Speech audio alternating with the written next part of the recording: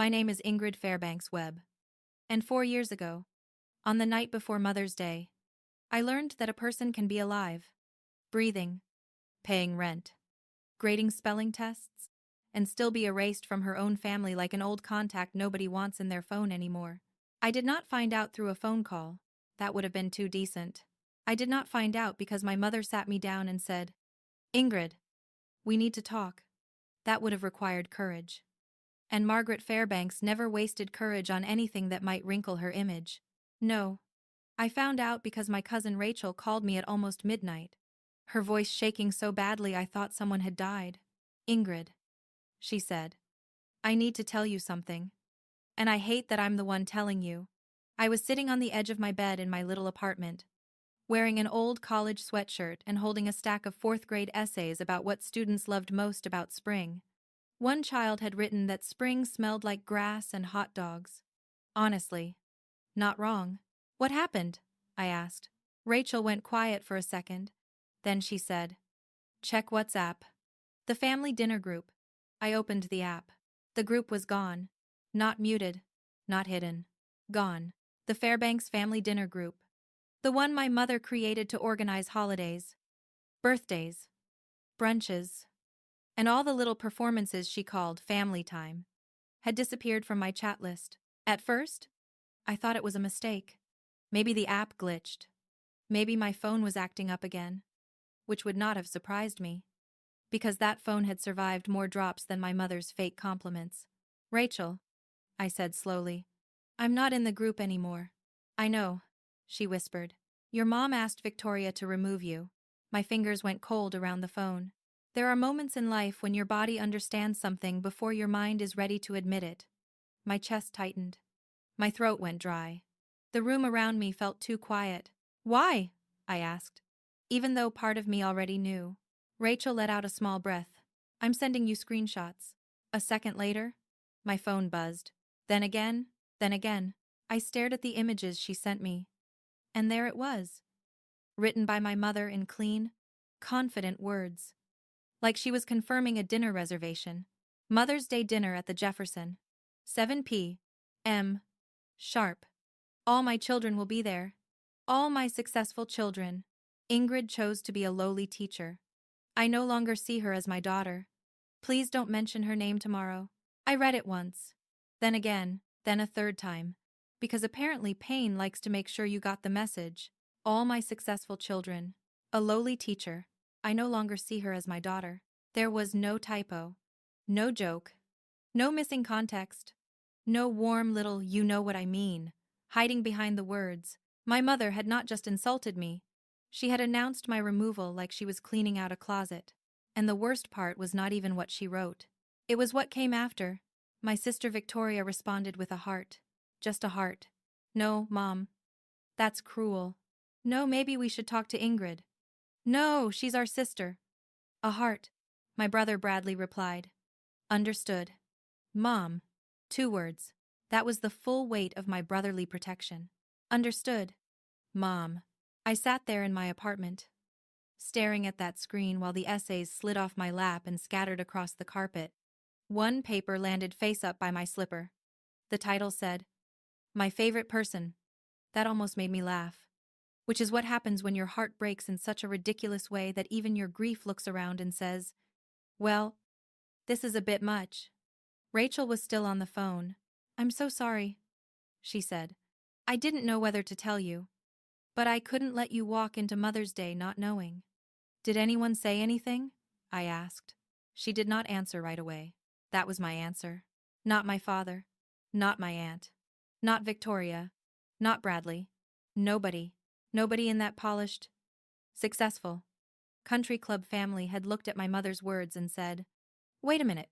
That's Ingrid. She belongs to us." I had spent 34 years being the daughter who tried harder. I drove 90 miles for holidays even when I had papers to grade and lesson plans to finish. I brought casseroles made from my grandmother's recipe. I remembered birthdays. I sent cards. I called my mother even when every conversation felt like an interview I was failing. And still, one message in a family chat made it official. I was out. The funny thing is, I had always known I disappointed my mother. She never had the grace to hide it very well. Victoria was a plastic surgeon in Richmond. Bradley was a corporate lawyer in Washington, D.C. They were the kind of children Margaret Fairbanks could mention at the country club without lowering her voice. A doctor and a lawyer. Very clean. Very shiny. Very useful when another woman in pearls asked, "And what do your children do?" Then there was me, a fourth-grade teacher at Maple Creek Elementary, driving a 12-year-old Honda Civic with a dent in the passenger door and a coffee stain on the front seat that had been there so long it had probably earned legal residency. I did not choose teaching because I failed at something better. I chose it because when I was 18, I volunteered at a summer literacy camp and watched a little boy named Marcus Jr. read a full chapter book by himself for the first time. He hugged me so hard I could barely breathe. That was the moment I knew what I wanted my life to mean. My mother called that throwing my future away. She said I had a full scholarship path waiting for me, and I was trading it for a government salary and ungrateful children. Well, I had been teaching long enough to know children are not ungrateful. They are tired, hungry, scared, funny, stubborn, honest, and sometimes sticky for reasons no adult should investigate too closely. But ungrateful? No, not usually. Adults are much better at that. That night, after Rachel hung up, I saved every screenshot in a folder titled Proof. I did not know why I did it. I just knew those words mattered. Not because I wanted revenge, but because I had spent too many years letting my family rewrite reality while I stood there politely, holding the emotional broom. I saved the message where my mother called me lowly. I saved Victoria's heart. I saved Bradley's cold little reply. Then I sat in the dark and waited for the tears. They did not come. That surprised me. I thought I would sob. I thought I would call my mother and ask how she could say that about me. I thought I would beg her to remember I was the same daughter who brought her soup when she had the flu, who helped decorate her Christmas tree, who once spent half my paycheck on a birthday gift she barely opened. But I did none of that, because something inside me had gone quiet. Not numb, not weak, quiet. The kind of quiet that arrives when your heart finally stops arguing with the truth. My mother had chosen status over me. Victoria and Bradley had chosen comfort over courage. And the rest of the family had chosen silence, which is just cruelty wearing nicer shoes. The next morning was Mother's Day. For the first time in my adult life, I did not order flowers. I did not send a card. I did not drive 90 miles to sit at a table where everyone knew I was unwanted but expected me to smile anyway. I made coffee in my own kitchen. I graded the essays from my students. I washed my one good blouse. I took a walk along the creek behind my apartment and listened to the water move over the rocks. My phone stayed silent. No call from my mother asking why I had not reached out. No message from Victoria pretending everything was normal. No awkward text from Bradley saying, "Hey, hope you're okay." Nothing. That silence told me more than any argument could have. By noon, I made my decision. If Margaret Fairbanks no longer saw me as her daughter, then I would stop trying to be one. I blocked her number first, then Victoria's, then Bradley's. My thumb hovered over each contact for a second before I pressed block. Not because I doubted myself, but because even when people hurt you, cutting the cord can still feel like pulling stitches out of your own skin. But I did it, one by one. Then I deleted Instagram so I would not spend my evenings staring at photos of family dinners where my absence had been arranged like furniture. I did not know then that my silence would last 4 years. I did not know that I would meet a man named Marcus who would teach me what steady love looked like. I did not know that a little girl named Lily would one day call me mom and mean it with her whole heart.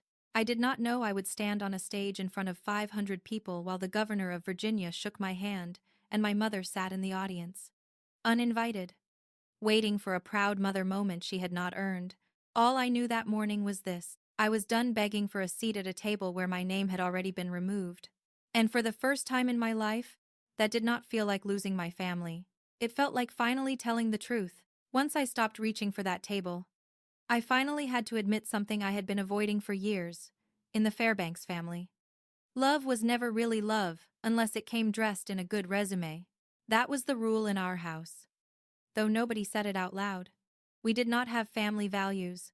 We had family branding. My mother, Margaret Fairbanks, treated our last name like it was a small luxury company, and we were all products on display. Victoria was the premium model. Bradley was the executive edition. I was the clearance item in the back with a missing tag and a questionable return policy. Growing up, our home looked warm from the outside. White shutters, trimmed hedges, a brick walkway my mother had cleaned every spring, and a brass door knocker she polished, like the Queen of England might stop by for iced tea. Inside, everything had a place. The china cabinet, the framed diplomas, the family portraits, the silver serving tray we were not allowed to touch unless company was coming. And company was always coming. My mother loved visitors because visitors gave her an audience. She could pour coffee, serve lemon bars, and talk about her children like she was reading from a brochure. Victoria is planning medical school. Bradley is already looking at law programs. Ingrid is still deciding. That was how she said it. Still deciding. Like I was a delayed flight. Like my life had been announced at the gate. But nobody knew when it might actually depart. The truth was, I was not confused. I was paying attention. I watched Victoria study until midnight because she was terrified of disappointing our mother. I watched Bradley polish his shoes before school interviews like he was going into court already. I watched both of them learn early that praise came when they performed. When they looked impressive. When they gave my mother something she could repeat at a luncheon. And they did perform. Victoria was beautiful, sharp, and ambitious. She had the kind of confidence that made adults call her mature when really she was just anxious in expensive clothes. She became a plastic surgeon in Richmond. And my mother talked about that career like Victoria had personally discovered modern medicine. At every holiday dinner, Mother found a way to mention it. Victoria had a patient fly in from Atlanta. Victoria was invited to a private medical fundraiser. Victoria may be working with a news anchor soon. But of course she cannot say who. Of course she could not say who. That never stopped her from saying everything else. Bradley became a corporate lawyer in Washington, D.C., which, in my mother's mind, meant he had become part of the machinery that kept America respectable. He wore tailored suits, drove a Mercedes G-Wagon, and spoke in a calm voice that made even ordinary sentences sound billable. If Bradley said, "Pass the potatoes," you half expected an invoice to arrive next week. My mother adored that. She liked careers that sounded powerful. Careers with offices downtown, clients with money, and business cards thick enough to impress strangers. She understood titles, salaries, and social circles. She understood country club memberships, charity galas, and the quiet competition of who had the most successful children. What she did not understand was meaning. Or maybe she understood it just fine and decided it did not photograph well. When I was 18, I had the grades to follow the path she wanted. I had a strong GPA, honors cords waiting for graduation, and a scholarship opportunity that made my mother's eyes shine brighter than any Christmas tree we ever owned. She had already built the story in her head. Her youngest daughter would go pre-med. Another doctor in the family. A second trophy. She told people before I had agreed. That was Margaret Fairbanks at her finest. She did not ask what you wanted. She announced what version of you worked best for her. That summer, I volunteered at a literacy camp for children who were behind in reading. It was held in a plain little community center with squeaky floors, folding chairs, and an air conditioner that sounded like it was fighting for its life. Nothing about it was fancy. No marble lobby. No engraved plaques. No donors standing around pretending not to look at each other's watches. But that place changed me. There was a boy named Marcus Jr. He was 8 years old, with serious eyes and a habit of pretending he did not care when he absolutely did. On the first day, he told me books were stupid. Then he told me teachers were annoying. Then he asked if snack time came before or after reading, which told me everything I needed to know. He could barely read past a first-grade level. He stumbled over simple words and got angry before anyone else could notice he was embarrassed. So we took it slowly, one page at a time, one sentence at a time, sometimes one word at a time. By August, he was reading Charlotte's Web, not perfectly, not dramatically, just reading. When he finished the last chapter, he looked up at me like he had crossed a bridge nobody else believed he could cross. Then he hugged me so hard I nearly lost my balance. That was the moment. Not a lightning bolt. Not music swelling from the ceiling. Just one little boy realizing he was not stupid. I remember thinking, this matters. Not someday. Not in theory. Right now. This matters. So I called my mother and told her I was not going pre-med. I was going to study education. I wanted to teach elementary school. There was silence on the phone. I counted it because that is what you do when you are waiting for your own mother to decide whether your dream is worth loving. 17 seconds. Then she said, "You are throwing your life away." Not, "Are you sure?" Not, "Tell me why." Not even, "That sounds difficult. But I trust you." Just, "You are throwing your life away." I told her I did not see it that way. She gave a small laugh. Not a warm laugh. The kind of laugh people use when they want you to feel childish without having to say the word. For what? Ingrid? A government salary? A classroom full of ungrateful children? You were given opportunities other girls would beg for. I know, I said. And I'm choosing this. That is not choosing, she snapped. That is settling. There it was, the word that followed me for years. Settling. To my mother, a teacher was not a professional. A teacher was someone who had failed to become something better. Someone patient, useful, underpaid, and easy to praise in public, while quietly looking down on in private. She liked teachers and speeches. She did not want one in the family. My father did not say much when he found out. He rarely did when my mother had already taken a position. He just folded his newspaper and said, "Your mother is disappointed." That was his specialty, reporting her emotions like weather conditions. Your mother is upset. Your mother is embarrassed. Your mother had hoped for more. Never once did he say, "What do you hope for?" Ingrid? Victoria called 2 days later and tried to sound supportive. Which was always dangerous because Victoria's support came wrapped in bubble wrap and tiny needles. "Well," she said, "education is noble. Not everyone needs to chase status." I almost thanked her until she added, "And you always were good with children." Good with children. In our family. That was not a compliment. It was where they placed women they thought were harmless. Bradley sent me a text that said, "Do what makes you happy. But think long term." That was Bradley language for, "You are making a mistake." But I wanted on record that I was polite. From that point on, every family gathering carried the same quiet comparison. Victoria talked about surgeries. Bradley talked about deals. I talked about students learning multiplication, parents working double shifts, and a little girl who finally read aloud without covering her mouth. My stories made people smile politely. Their stories made my mother sit up straighter. "At Thanksgiving," she would say, "Victoria, tell everyone about your new clinic." At Christmas, she would say, "Bradley, tell Uncle James about that case in D.C."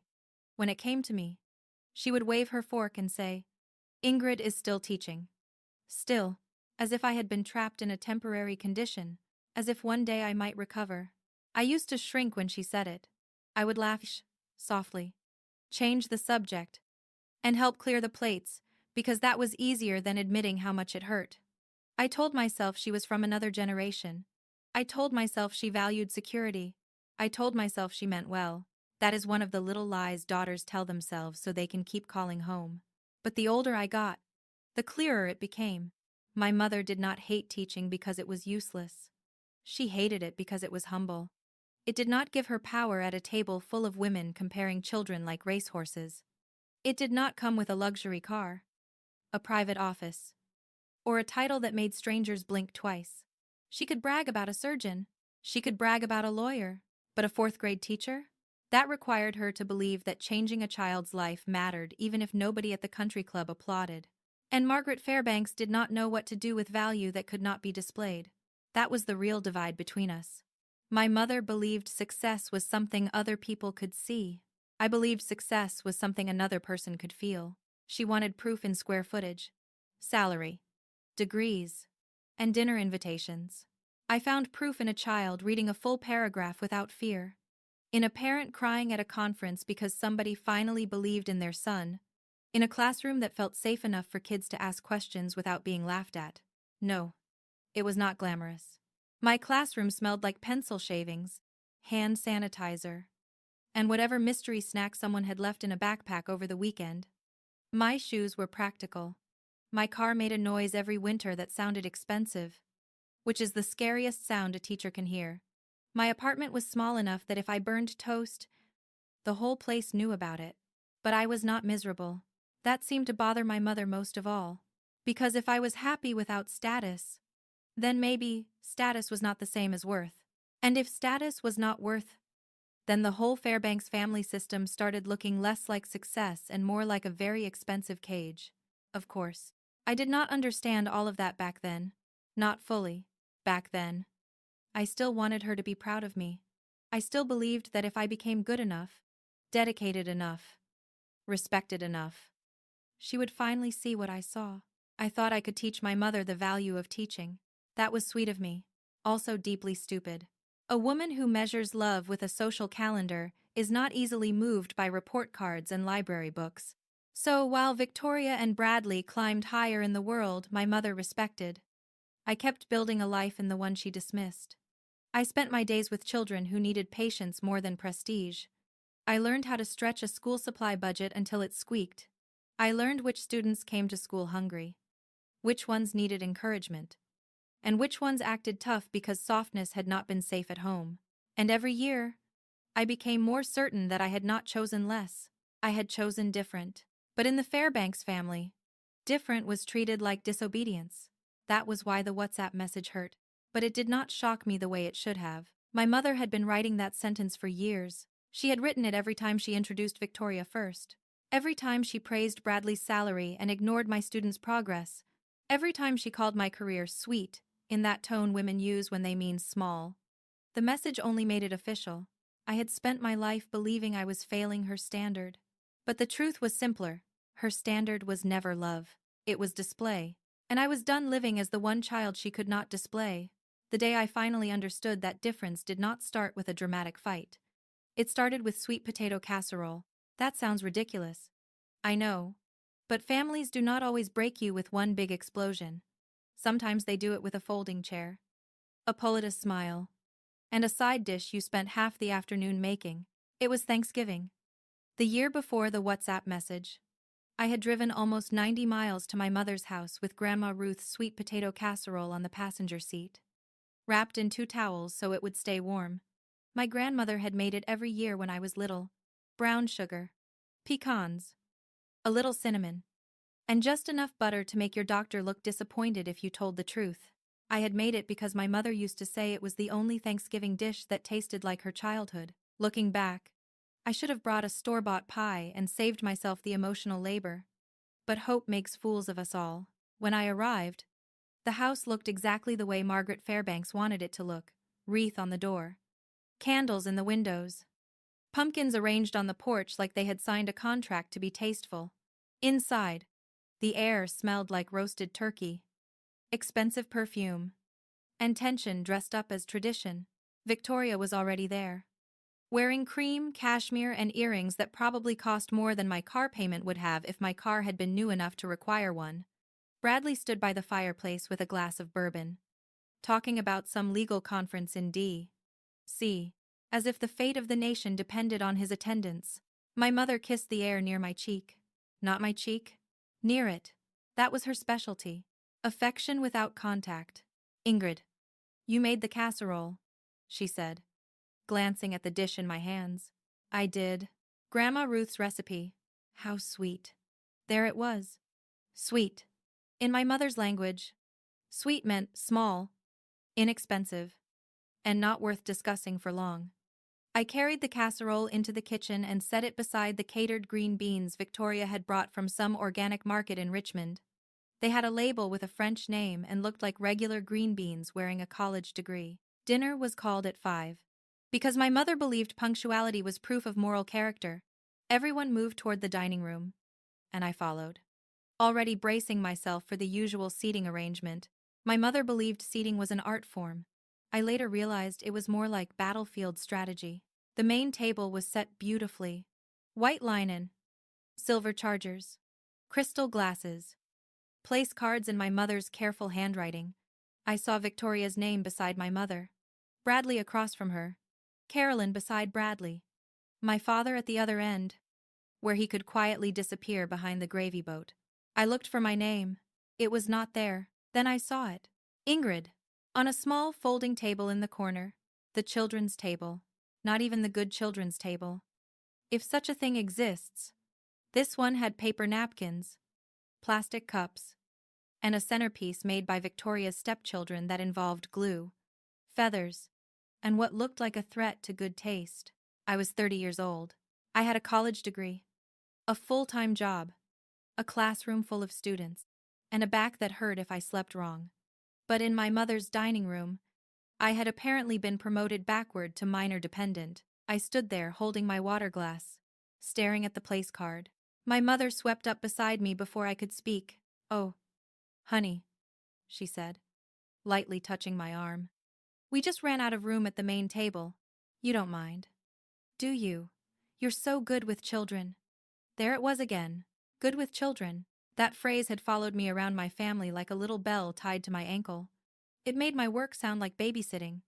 It made my patience sound like a personality flaw. It made my exclusion sound practical instead of cruel. I looked at the main table. There was room. Of course there was room. If they had shifted 2 chairs and removed one ridiculous floral arrangement, I could have sat with the adults. But my mother did not want to shift anything, especially not her view of me. So I sat at the folding table. A little boy asked me if teachers were allowed to eat marshmallows. I told him only on federal holidays. He believed me for about 3 seconds, which was longer than some adults believed the truth. Across the room, my family laughed over wine and turkey, their voices rising and falling in that polished way people use when they want to look relaxed. Victoria talked about a patient who had flown in from New York. Bradley talked about a case he could not discuss, then discussed it for 10 minutes without naming names. My mother glowed. Every now and then, someone looked over and smiled at me like I had volunteered for childcare. I told myself not to be dramatic. That is another little lie we tell ourselves. Do not be dramatic. Do not make a scene. Do not ruin the holiday. Funny how the person being disrespected is always the one expected to protect the room. When dessert came, my casserole was barely touched. My mother had placed it at the far end of the buffet, behind Victoria's fancy green beans and Carolyn's bakery pies.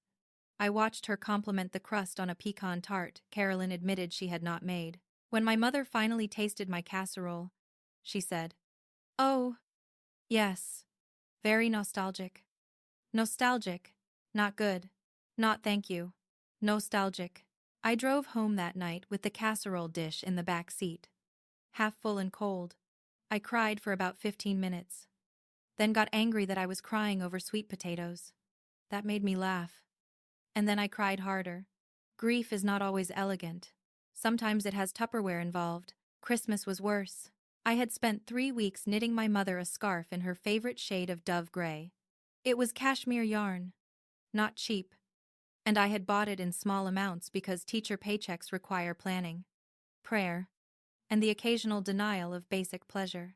I worked on that scarf at night after grading papers, my hands tired, my eyes burning, telling myself she would see the effort. That was another mistake. My mother did not measure love by effort. She measured it by brand recognition.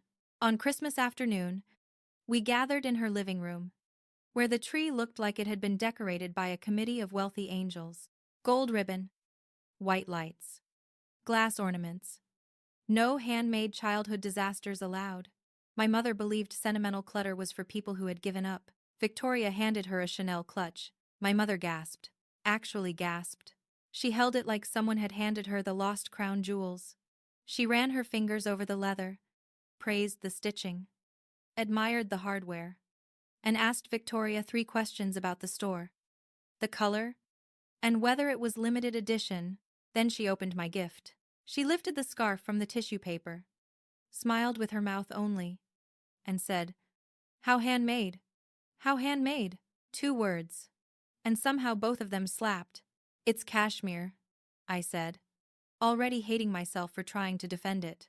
"Oh, I'm sure it is," she said, folding it once, very thoughtful. Then she set it beside her chair and turned back to Victoria's clutch. For the next 20 minutes, everyone discussed the bag, the craftsmanship, the lining, the resale value, because apparently even a purse had a more promising future than I did. 2 months later, I found the scarf in her coat closet when I stopped by to drop off a birthday card for my father. It was still wrapped in tissue paper. Not worn once. Not even removed properly. She had shoved it on a shelf behind old gloves and an umbrella with a broken handle. I stood in that closet with my hand on the scarf and felt something inside me sink. Not break. Not yet. Just sink. I left it there. I do not know why. Maybe I wanted her to find it one day and feel ashamed. Maybe I knew she never would. The final warning came on her birthday in early spring. My mother always treated her birthday like a minor national holiday. Dinner reservations. Flowers. Photos. The whole parade. That year, I called her the week before. "What time is dinner?" I asked. There was a pause. Not a surprised pause. A prepared one. "Oh. Ingrid," she said. And her voice was already wearing that fake regret she used when she wanted to hurt someone politely. The restaurant only had 6 seats available. I closed my eyes. 6. My parents. Victoria and her date. Bradley and Carolyn. 6. You understand, don't you? She continued. Family comes first. Family comes first. She said it to the daughter she had just left out. For a second, I could not speak. I stared at the bulletin board above my desk. At the notes from my students. The school calendar. The reminder to buy tissues because children somehow use them like confetti. Of course, I said. I hate that I said that. I hate how trained I was to make her cruelty comfortable. She gave a little relieved sigh. As if I had done the polite thing by accepting my own erasure. "We'll do lunch soon," she said. We did not. That night, I sat in my apartment and thought about all the times I had made excuses for her. She was stressed. She was traditional. She did not understand my career. She loved me in her own way. But what kind of love keeps finding smaller places to put you? First the corner table. Then the closet shelf. Then outside the restaurant altogether. By the time Rachel called me months later with those screenshots, the truth had already been knocking for a long time.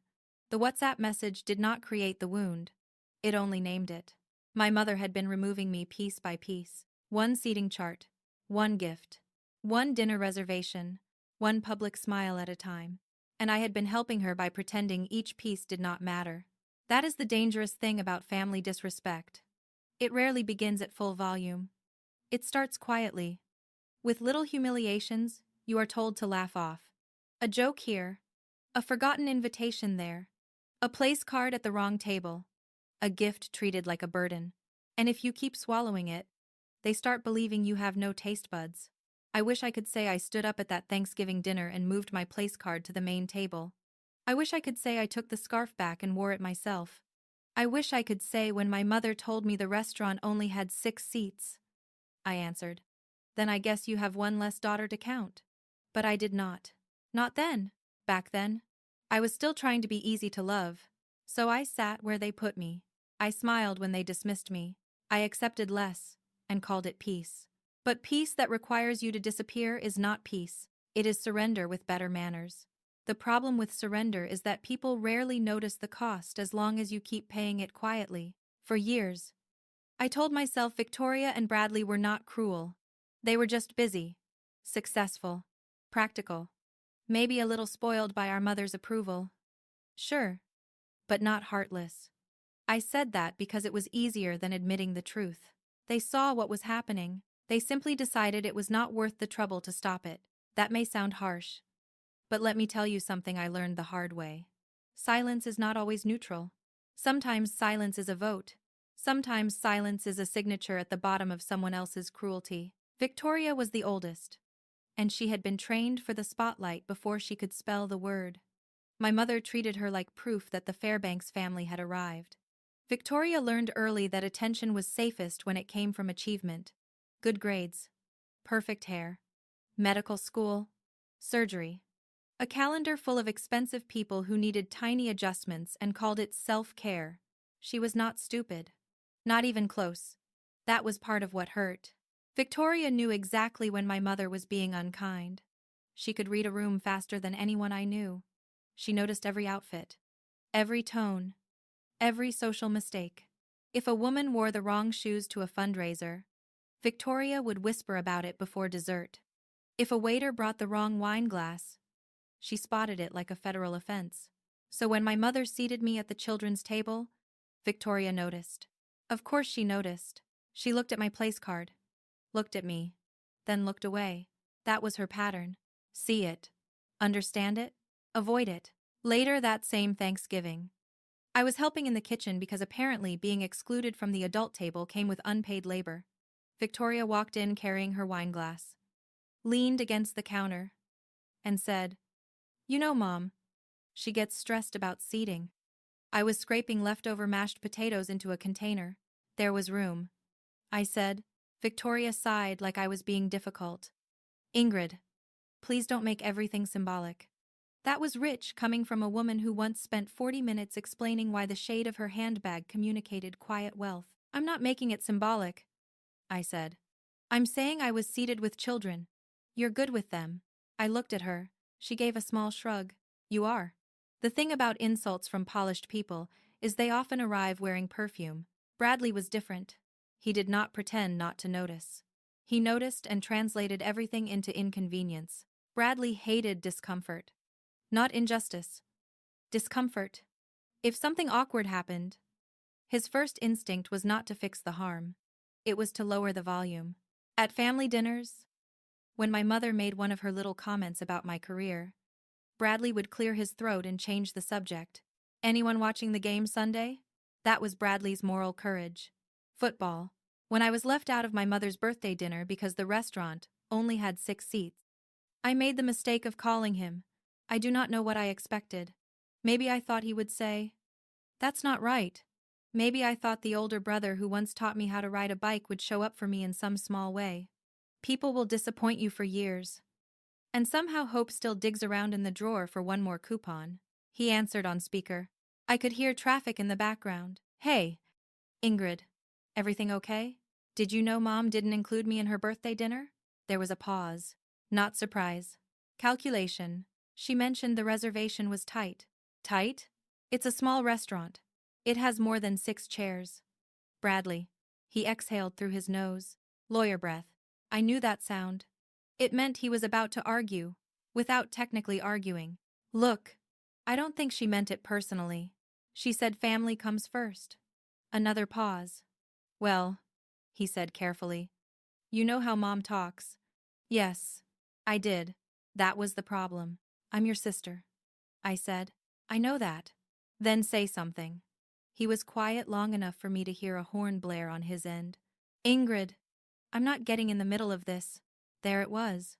The family motto. Embroidered in invisible thread on every holiday napkin. I'm not getting in the middle. But here is what people like Bradley never understand. When someone is pushed out, and you stand beside the person doing the pushing, you are already in the middle. You just picked the easier side. "I'm not asking you to fight," I said. "I'm asking you to tell her it was wrong. She's our mother. And I'm your sister. She's getting older. She gets sensitive." I almost laughed. Margaret Fairbanks was not fragile. She could cut a person into ribbons with one eyebrow and still make it look like good breeding. So because she's sensitive, I'm disposable? That's not what I said. "No, it's just what you're defending." He got quiet after that. Then he said the sentence that told me exactly where I stood. "You need to let some things go." Some things. That is what he called years of being reduced, dismissed, and quietly removed. Some things? I ended the call politely because, back then, I was still addicted to manners. When the WhatsApp screenshots came months later, I should not have been surprised by their responses. But betrayal has a funny way of hurting even when it is predictable. My mother wrote that I had chosen to be a lowly teacher. She wrote that she no longer saw me as her daughter. She asked the family not to mention my name on Mother's Day. And Victoria sent a heart. A heart. I stared at that little symbol until it stopped looking cute and started looking like evidence. Not words. Not even a sentence. Just a tiny red approval stamp. Some people think cruelty has to be loud. It does not. Sometimes it is one tap of a thumb. That heart told me Victoria had read the message, understood it, and chosen to comfort our mother instead of defend me. She did not say, "Mom, that is too far." She did not say, "Ingrid is still your daughter." She did not even say, "Maybe don't put this in writing." Mother. Because screenshots exist and the internet has a long memory. No. She sent affection to the person who had just erased me. Then came Bradley. Understood. Mom. 2 words. So clean. So efficient. So Bradley. He did not ask what happened. He did not question the decision. He did not even perform concern for public viewing. Just obedience. Understood. Mom. I read that message over and over because some foolish part of me kept searching for the brother I remembered. The boy who once let me sit beside him during a thunderstorm because I was scared.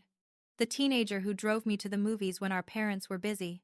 The young man who told me, at my high school graduation, that I was smarter than I thought. Where did that brother go? Maybe he had been buried under suits, billable hours, and the lifelong habit of keeping Margaret Fairbanks pleased. Maybe he had never been as brave as I needed him to be. That was the part that hurt most. Not that they disagreed with my choices.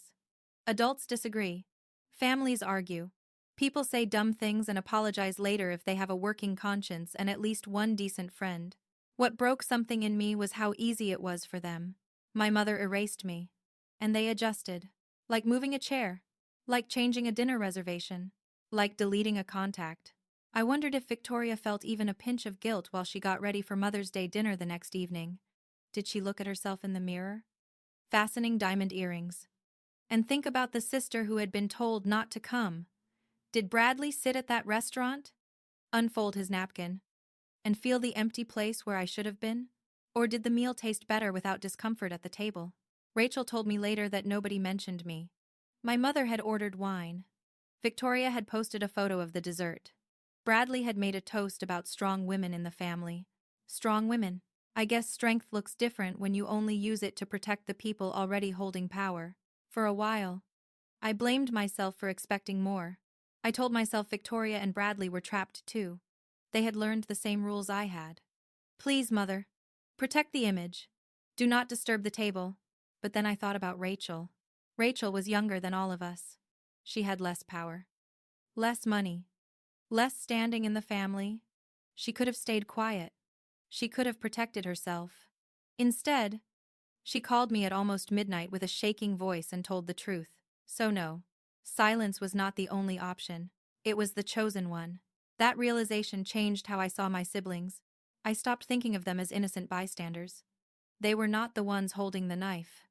But they kept passing the napkins and pretending there was no blood on the floor. And maybe that sounds dramatic. But emotional harm leaves marks too. You just cannot photograph them for court unless someone is foolish enough to put it in a group chat. Lucky for me, my mother was... I saved the screenshots because they gave shape to what I had felt for years. There it was in black and white. The family system. The hierarchy. The loyalty test. Mother spoke. Victoria blessed it. Bradley enforced it. Everyone else stayed comfortable. And me? I finally stopped auditioning for a role they had already cut from the script. The day after Mother's Day, Rachel called again. How are you holding up? She asked. I was at my kitchen table with coffee that had gone cold and a pile of spelling quizzes in front of me. I don't know, I said. I keep thinking one of them will call. Do you want them to? I looked at the blocked numbers on my phone. Mother. Victoria. Bradley. No, I said slowly. I think I want them to have wanted to too. That was the truth. I did not want a forced apology. I did not want some awkward family meeting where everyone acted like my feelings were a scheduling conflict. I wanted to know that somewhere inside them, without pressure, without shame, without an audience, they knew it was wrong. But days passed. Then weeks. Nothing came. No letter. No email. No message through Rachel. No, I should have said something. No, you did not deserve that. Their silence after the cruelty became its own answer. That is when I understood something I wish every person in a painful family would learn sooner. You cannot build safety with people who only love you when it costs them nothing. Victoria loved me when loving me did not threaten her place as the golden daughter. Bradley cared about me when caring did not require him to challenge our mother.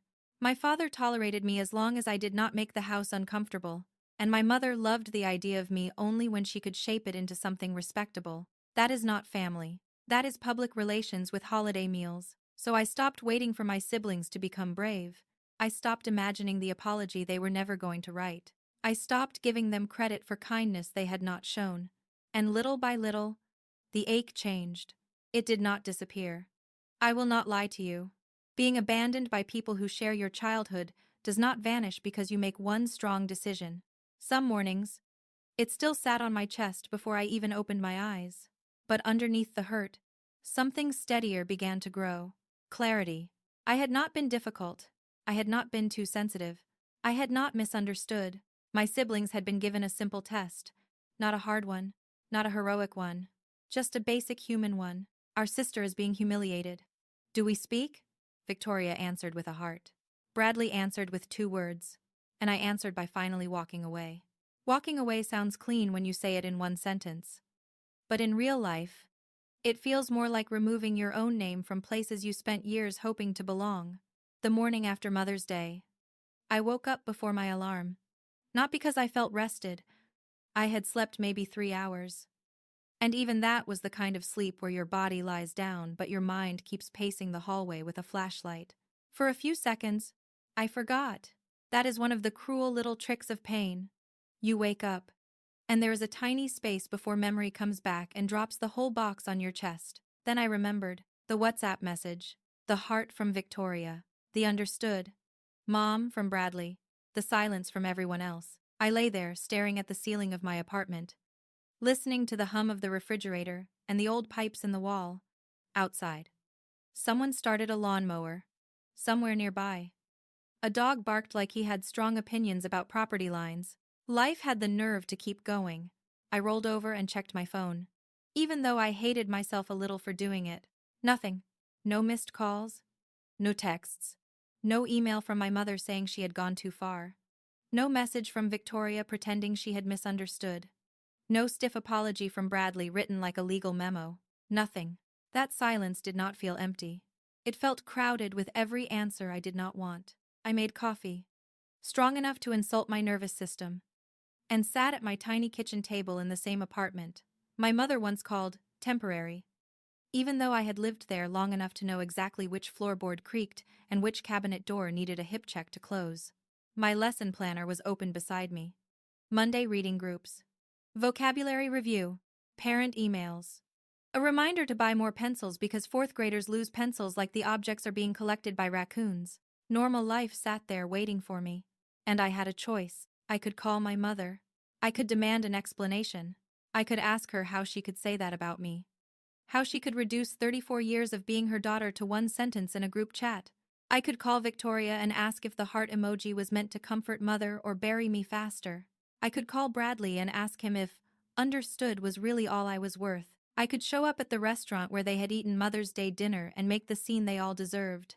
I could print the screenshot, slide it under every country club windshield in a 5-mile radius, and include a polite note that said, "Just thought you should know what Margaret Fairbanks means by family values.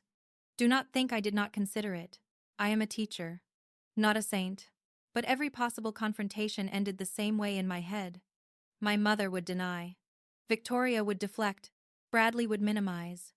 My father would stare at the floor like the carpet had breaking news. And I would leave exhausted, humiliated again, with nothing but a fresh version of the same wound. That was when I realized something important. Some people do not want to understand you. They want you to keep explaining until you run out of energy. I had explained my career. I had explained my choices. I had explained my hurt in small, careful ways for years, making it gentle enough that nobody could accuse me of being dramatic. And still, they had chosen what they chose. So that morning, I decided not to explain anymore. I opened my phone. My mother's contact photo came up first. It was from a charity luncheon years earlier. She wore pearls, of course, and that controlled smile she used when she wanted to look kind in photographs. Under her name, the little options appeared. Call, message, block this caller. My thumb hovered there. I wish I could tell you I pressed it right away. I did not. I sat there with my coffee cooling beside me, remembering her tying my shoes when I was little, teaching me how to set a formal table, brushing my hair so hard, my scalp probably filed a complaint. I remembered the times she was almost tender, the goodnight kisses when I was sick, the way she once stayed up late sewing a button onto my school dress because I was crying about picture day. That is what makes cutting people off so hard. They are almost never all monster. They are memories mixed with damage. But a few good memories do not erase a pattern that keeps hurting you. I pressed block. The phone did not explode. The walls did not crack. The world did not stop. It was almost rude how ordinary it felt. Then I blocked Victoria. That one hurt differently. Sisters are supposed to know the old versions of you. She knew the little girl who slept with a nightlight, the teenager who cried in the bathroom after not getting asked to prom, the college student who called home pretending she was fine. She had seen all those versions and still decided a red heart was enough response to my removal. Block. Then Bradley. I stared at his name longer than I expected. Maybe because brothers occupy a strange place in the heart. They can be distant for years, but some part of you still remembers them as the person who once reached the cereal from the top shelf. Block. 3 taps. 34 years of trying. Reduced to 3 quiet decisions at a kitchen table. I put the phone down and breathed. For the first time in days. My chest loosened. Not healed. Not happy. Just a little less available for harm. Then I deleted Instagram. That might sound small, but believe me, social media is where self-respect goes to get mugged at midnight. I knew exactly what would happen if I kept it. I would check Victoria's page. I would see the Mother's Day photo. My mother smiling between her successful children. Bradley in his expensive shirt. Victoria angled perfectly toward the camera. A caption about gratitude and family and blessings. Because people who exclude you love using holy words for decoration, I would zoom in on the table. I would count the glasses. I would look for an empty chair that was not there. I knew myself well enough to know I would do it. And I was too tired to keep handing them knives and acting surprised when I bled. So I removed the app. Then I did something that felt strange. I cleaned my apartment. Not because it needed cleaning. Though honestly, it did. A person can only blame grief for laundry on the chair for so long before the chair becomes a second closet. I cleaned because I needed my hands to do something my heart could not ruin. I washed dishes. I wiped counters. I changed my sheets. I gathered old family cards from a shoebox under my bed and stacked them on the table. Birthday cards from my mother with stiff little messages. Love. Mom and Dad. No warmth. No memory. Just handwriting and obligation. A Christmas card from Victoria that said, "Hope your school year is going well." A note from Bradley from years ago, thanking me for attending his wedding. As if I had been a distant coworker with good manners, I did not throw them away. Not yet. I put them back in the box and slid it into the closet.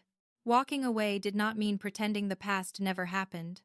It meant deciding the past would no longer be allowed to run the house. That afternoon, Rachel called. I almost did not answer because I was afraid hearing a family voice would crack me open again. But Rachel had earned the right to reach me. She had done what no one else had. "Hey," I said. "How are you?" she asked. I looked around my apartment. Clean counters. Empty sink. Phone quieter than it had ever been. I blocked them. She was quiet for a second. All of them?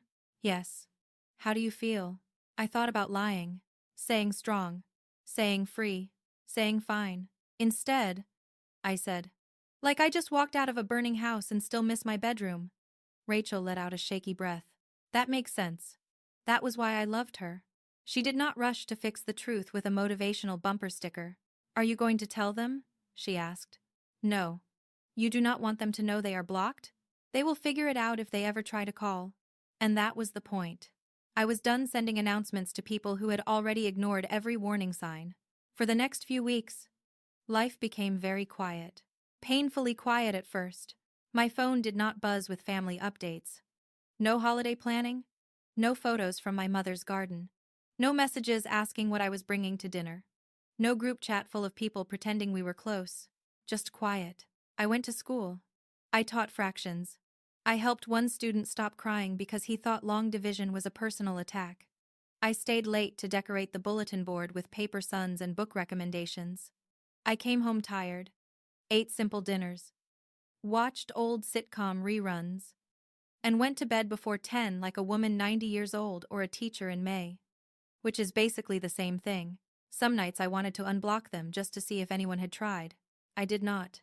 Some Sundays, I almost called my mother out of habit. I did not. Some evenings, I imagined Victoria texting. This has gone far enough.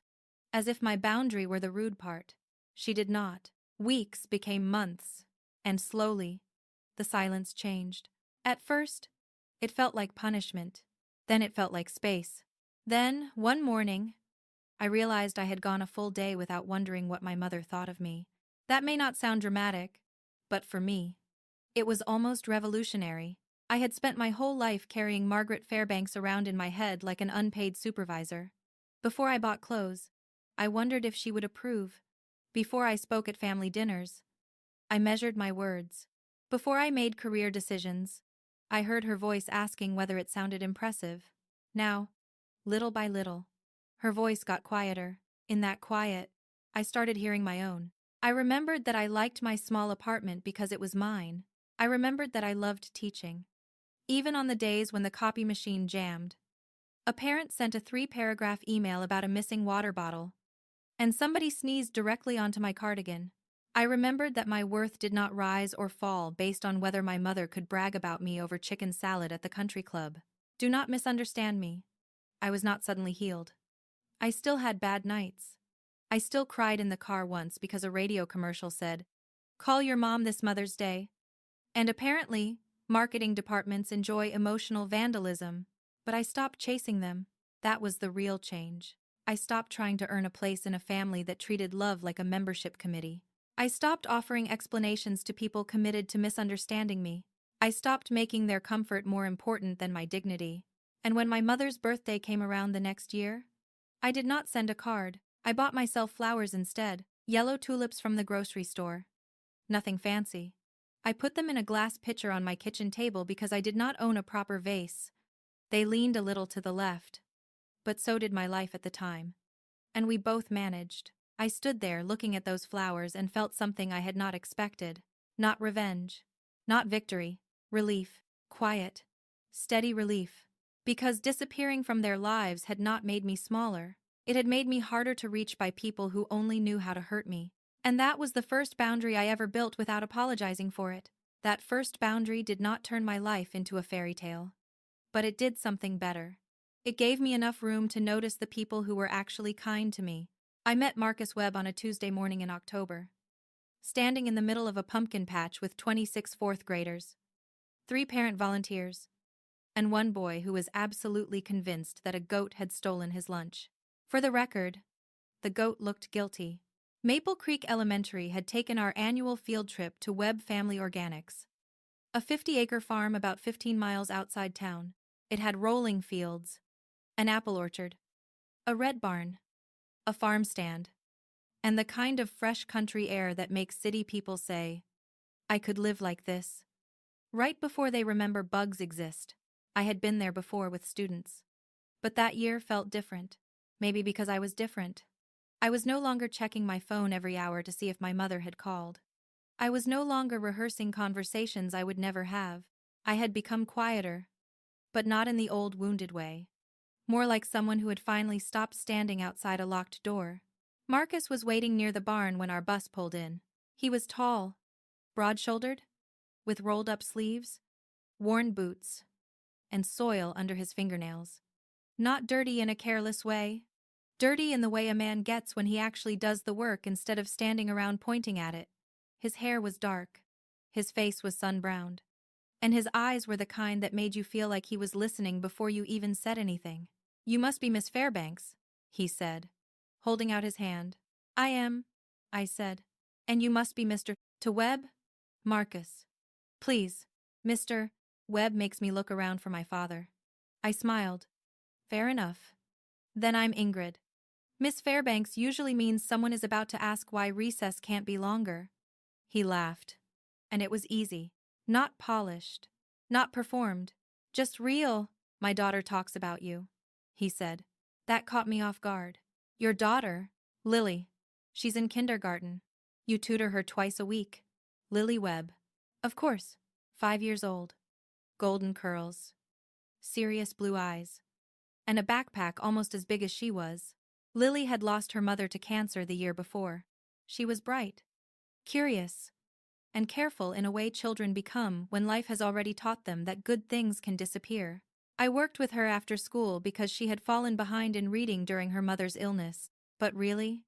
Lily did not just need phonics. She needed someone patient enough to sit beside her while she remembered learning could feel safe.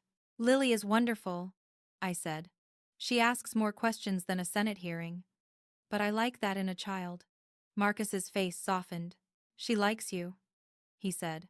She says you don't get mad when she forgets words. My throat tightened a little. Forgetting is part of learning. He looked at me for a second like that sentence mattered more than I knew. Then one of my students yelled, Miss Fairbanks. Caleb put a pumpkin on his head. I turned. Caleb had, in fact, put a pumpkin on his head. Marcus looked past me and nodded seriously. Strong choice. That is one way to describe it. We spent the morning moving from station to station. Marcus showed the kids how pumpkins grew on vines, how apples were sorted, how compost worked, and why bees were important. He did not talk down to them. He did not rush them. When one child asked if carrots came from trees, Marcus answered with such kindness that I wanted to hand him a medal on the spot. By lunch, the students were sitting at picnic tables under a wide oak tree, eating sandwiches from paper bags, while two goats stared at them with criminal intent. Marcus brought over a basket of apples. Farm donation, he said. Before the goats start negotiating, I took one and thanked him. He glanced at the students, then back at me. You're good with them. My shoulders tightened out of habit. Those words had been used against me for so long that I almost braced for the insult hiding behind them. But Marcus did not say it the way my family did. He said it like it meant something. Like patience was not a weakness. Like caring for children was not a consolation prize. I looked down at the apple in my hand. Thank you. He must have heard something in my voice. Because he did not push. He just nodded and said, Lily was lucky you came into her life. That was the first time in a long while that someone connected my work to worth without making it sound small. After the field trip, he sent a thank you note to the school. A handwritten one. Not an email. The note said the students had been respectful, curious, and a credit to their teacher. I kept it in my desk drawer. Not because I had a crush. Not at first. Because appreciation still felt rare enough to save. A few weeks later, Marcus came by the school for a parent meeting about Lily's progress. We sat in my classroom after dismissal, surrounded by multiplication charts, reading bins, and paper turkeys the children had decorated with enough glitter to violate several safety standards. Lily was improving, slowly, steadily, beautifully. She read a whole page today without stopping, I told him. Marcus leaned back in the tiny student chair, which was not built for a man his size, and made him look like he had lost a bet. She did? She did. She got stuck on because... But honestly, half my class treats that word like a personal enemy. He laughed, then rubbed his hands together. Her mom used to read to her every night.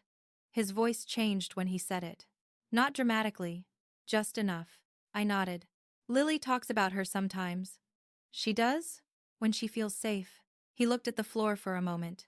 I never know if I'm doing enough. That sentence landed heavily between us. I knew that feeling. Not from being a parent. Not then. But from loving children you could not protect from everything. From lying awake, wondering if kindness was enough in a world that could be so careless. You show up, I said. That counts for more than people think. He looked at me then. Really looked at me. So do you. It was such a simple thing to say. But I went home that night and thought about it while reheating soup on the stove. So do you. No one in my family had ever described my life that way. They saw what I lacked. Marcus saw what I gave. Coffee came a month later. He asked carefully, almost awkwardly. In the school parking lot after a winter fundraiser. I know this may be out of line, he said. And you can say no.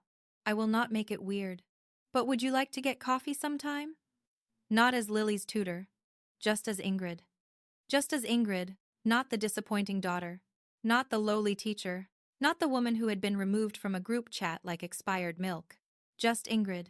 I said yes. Our first coffee lasted 2 hours. We talked about books, teaching, farming, grief, bad casseroles, small towns, and how every school copier in America seemed designed by someone with unresolved anger. He told me about losing his wife, Anna, and how raising Lily alone had scared him more than anything in his life. I told him a little about my family. Not everything. Enough, I don't really have them anymore, I said, stirring my coffee even though I had stopped adding anything to it 10 minutes earlier. Or they decided they don't have me. Marcus did not rush in with the usual nonsense. But their family. You only get one mother. I'm sure they love you in their own way. People say those things when they are uncomfortable with someone else's pain and want to shove it back into a box. Marcus did not. He just said, family is not always blood. Sometimes family is who shows up when everyone else leaves. I looked at him across that little cafe table, and for the first time in years, I let myself believe that maybe belonging did not have to be begged for. Over the next year, Marcus became steady ground, not perfect. Perfect people are usually either lying or trying to sell you something. He was real. He forgot to answer texts when a tractor broke. He made terrible pancakes but insisted they had rustic charm. He let Lily put stickers on his work boots because she said they needed joy. He listened when I talked about school board meetings, difficult parents, and students who broke my heart in ways I could not fix. And he never made me feel foolish for caring. That mattered more than flowers. More than fancy dinners. More than every country club lunch my mother had ever worshipped. Lily and I grew close in a way I did not expect. At first, I was careful. She had lost one mother. I was not going to walk into her life waving affection around like I had a right to claim space. But children know who is safe. She started saving drawings for me. Then she started asking if I was coming to the farm for dinner. Then one evening, while we were making cookies and Marcus was outside pretending he knew where he had left a wrench, Lily looked at me and said, "You feel like home." I had to turn toward the sink so she would not see me cry into the dish towel. Marcus proposed under the oak tree on his farm.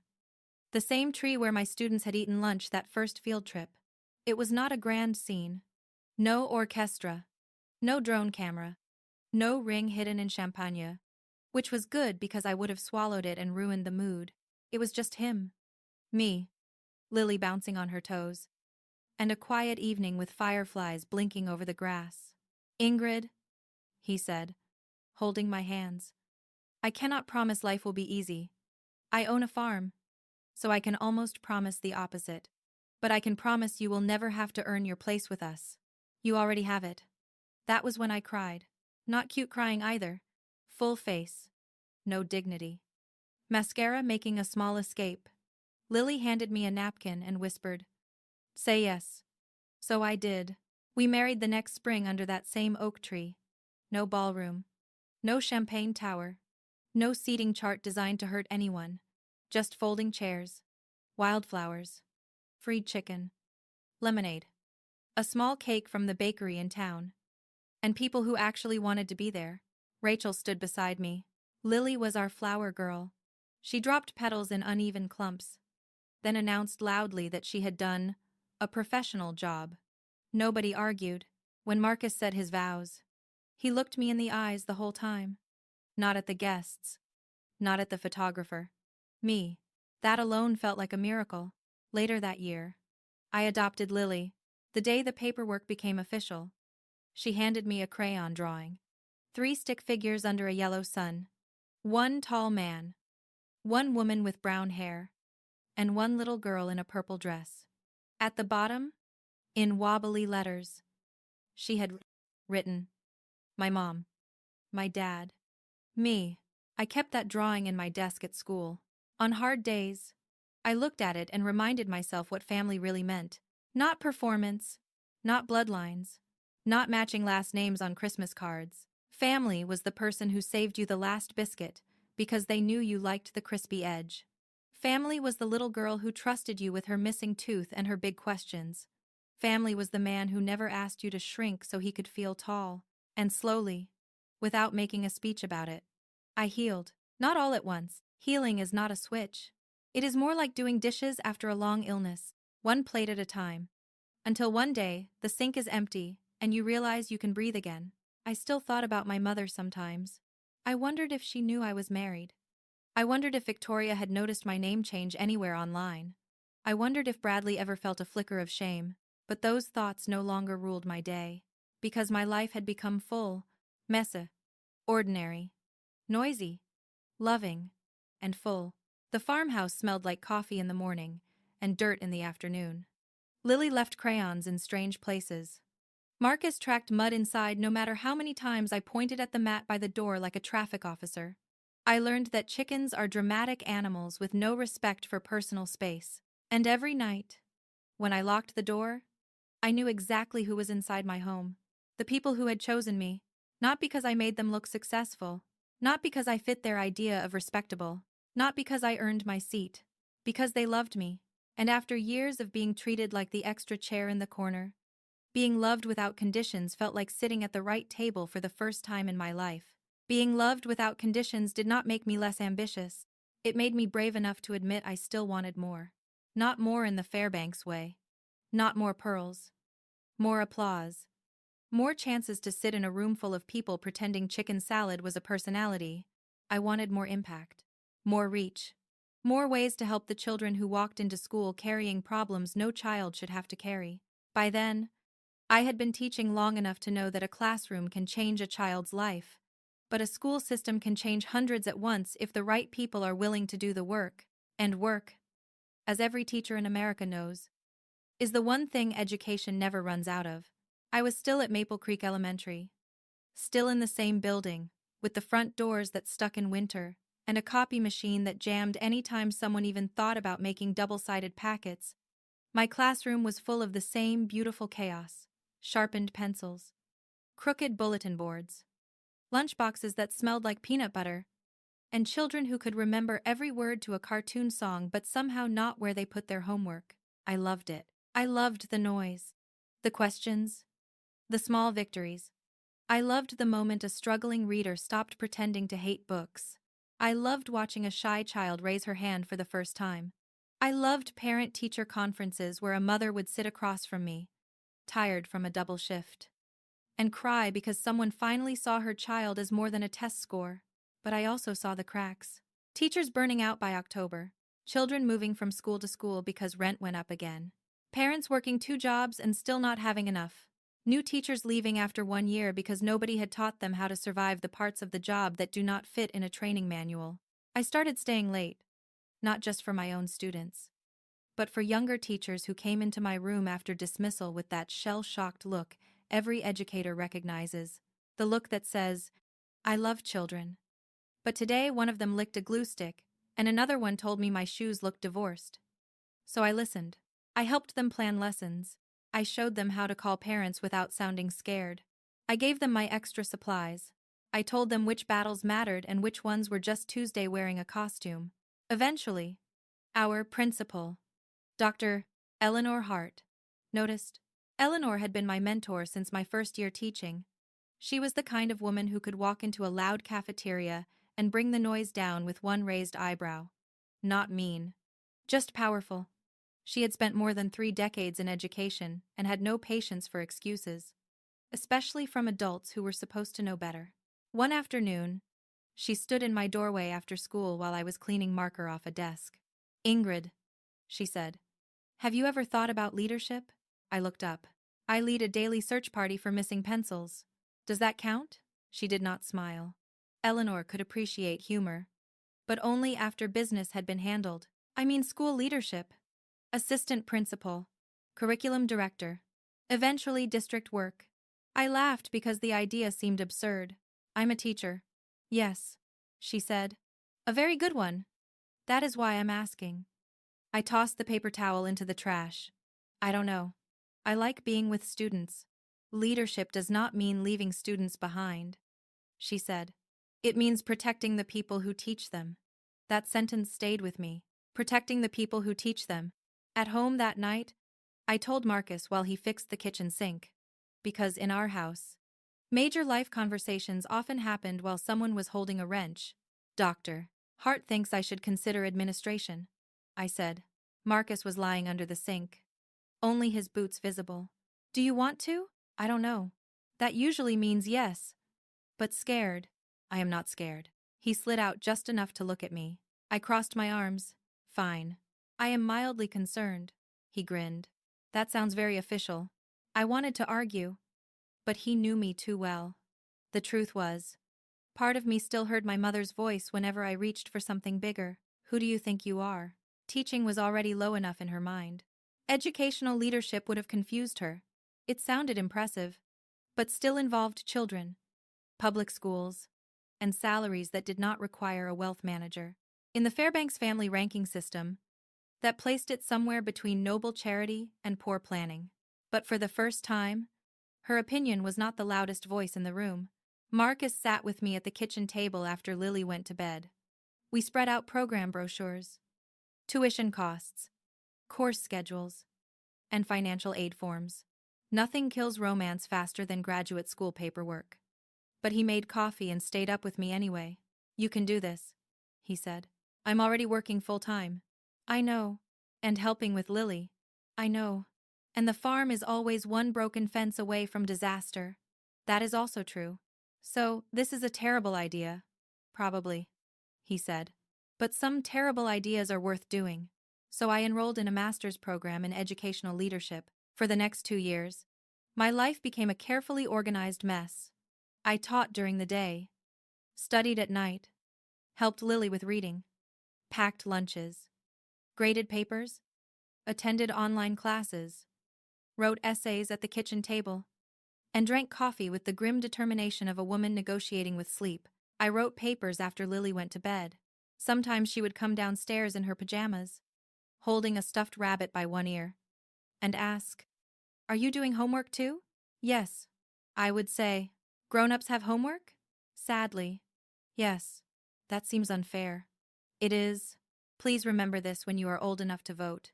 She would giggle and climb into my lap for a minute before Marcus carried her back upstairs. There were nights I almost quit. Not dramatic, almost. Real, almost. The kind where you stare at a blank document at 11:30 p.m. and think, maybe I do not need personal growth. Maybe I need a snack and a simpler personality. But every time I thought about stopping, I remembered the teachers sitting in my classroom after school, asking for help. I remembered children who needed better systems, not just kind moments. I remembered Dr. Hart saying leadership meant protecting the people who teach them, so I kept going. When I finished my degree, Marcus and Lily threw me a backyard celebration. Rachel came with a grocery store cake that said, "You did it," slightly off-center in blue frosting. Lily made a banner with construction paper letters, most of them correct. Marcus grilled hamburgers, burned exactly 4 of them, and insisted those were for people who liked extra flavor. It was the best graduation party I had ever had. My mother had not come to my college graduation years earlier because she had a garden party at the country club. I used to tell myself it did not matter, standing in our backyard with Lily frosting on her cheek and Marcus cheering like I had won the Super Bowl. I realized it had mattered, but it did not own me anymore. Not long after that, the assistant principal position opened at Maple Creek. I almost talked myself out of applying. Almost. I told myself there were more qualified people, more experienced people, people who owned blazers that did not still have dry erase marker on the sleeve. But Dr. Hart knocked on my classroom door and handed me the application packet. "Fill it out," she said. That sounded less like advice and more like an order. Good. Then I was clear. The interview panel had 3 school board members and 2 district administrators. Marcus was on the school board by then, so he recused himself completely. He did not sit in. He did not vote. He did not even ask who else applied. Though I know it nearly killed him because farmers are nosy by survival instinct, I got the job anyway. When Dr. Hart called to tell me, I sat in my car in the school parking lot and cried, not because the title mattered in the way titles mattered to my mother. It mattered because I had earned it in a place that knew my work. Not my last name, not my family's reputation. My work? As assistant principal, I learned fast that leadership is not glamorous. No one tells you that. People hear assistant principal and imagine authority. A nice office. Maybe a nameplate. What they do not imagine is unclogging hallway traffic, calling parents about behavior issues, covering lunch duty, finding a substitute at 6 in the morning, and once helping remove a very angry squirrel from the library. Public education keeps you humble, but I loved it. I loved helping teachers build stronger classrooms, I loved creating, reading intervention plans that actually worked. I loved sitting with students who had made mistakes and helping them understand they were more than their worst afternoon. Over 3 years, our literacy scores rose. Not because I was magic. Because our teachers worked like their hearts were stitched into that building. Because we trained, adjusted, listened, and stopped treating struggling readers like statistics. Teacher retention improved too. New teachers stayed. Veteran teachers felt heard. We built a mentorship program where no first-year teacher had to drown quietly while everyone praised their passion from a safe distance. That program eventually caught attention beyond our county. Dr. Hart had moved into a state-level education role by then. And she called me one afternoon. "I've been hearing things about Maple Creek," she said. "Good things or school board meeting things?" "Good things. That is a relief." She told me our mentorship model was being discussed at the state level. Other counties wanted to adapt it.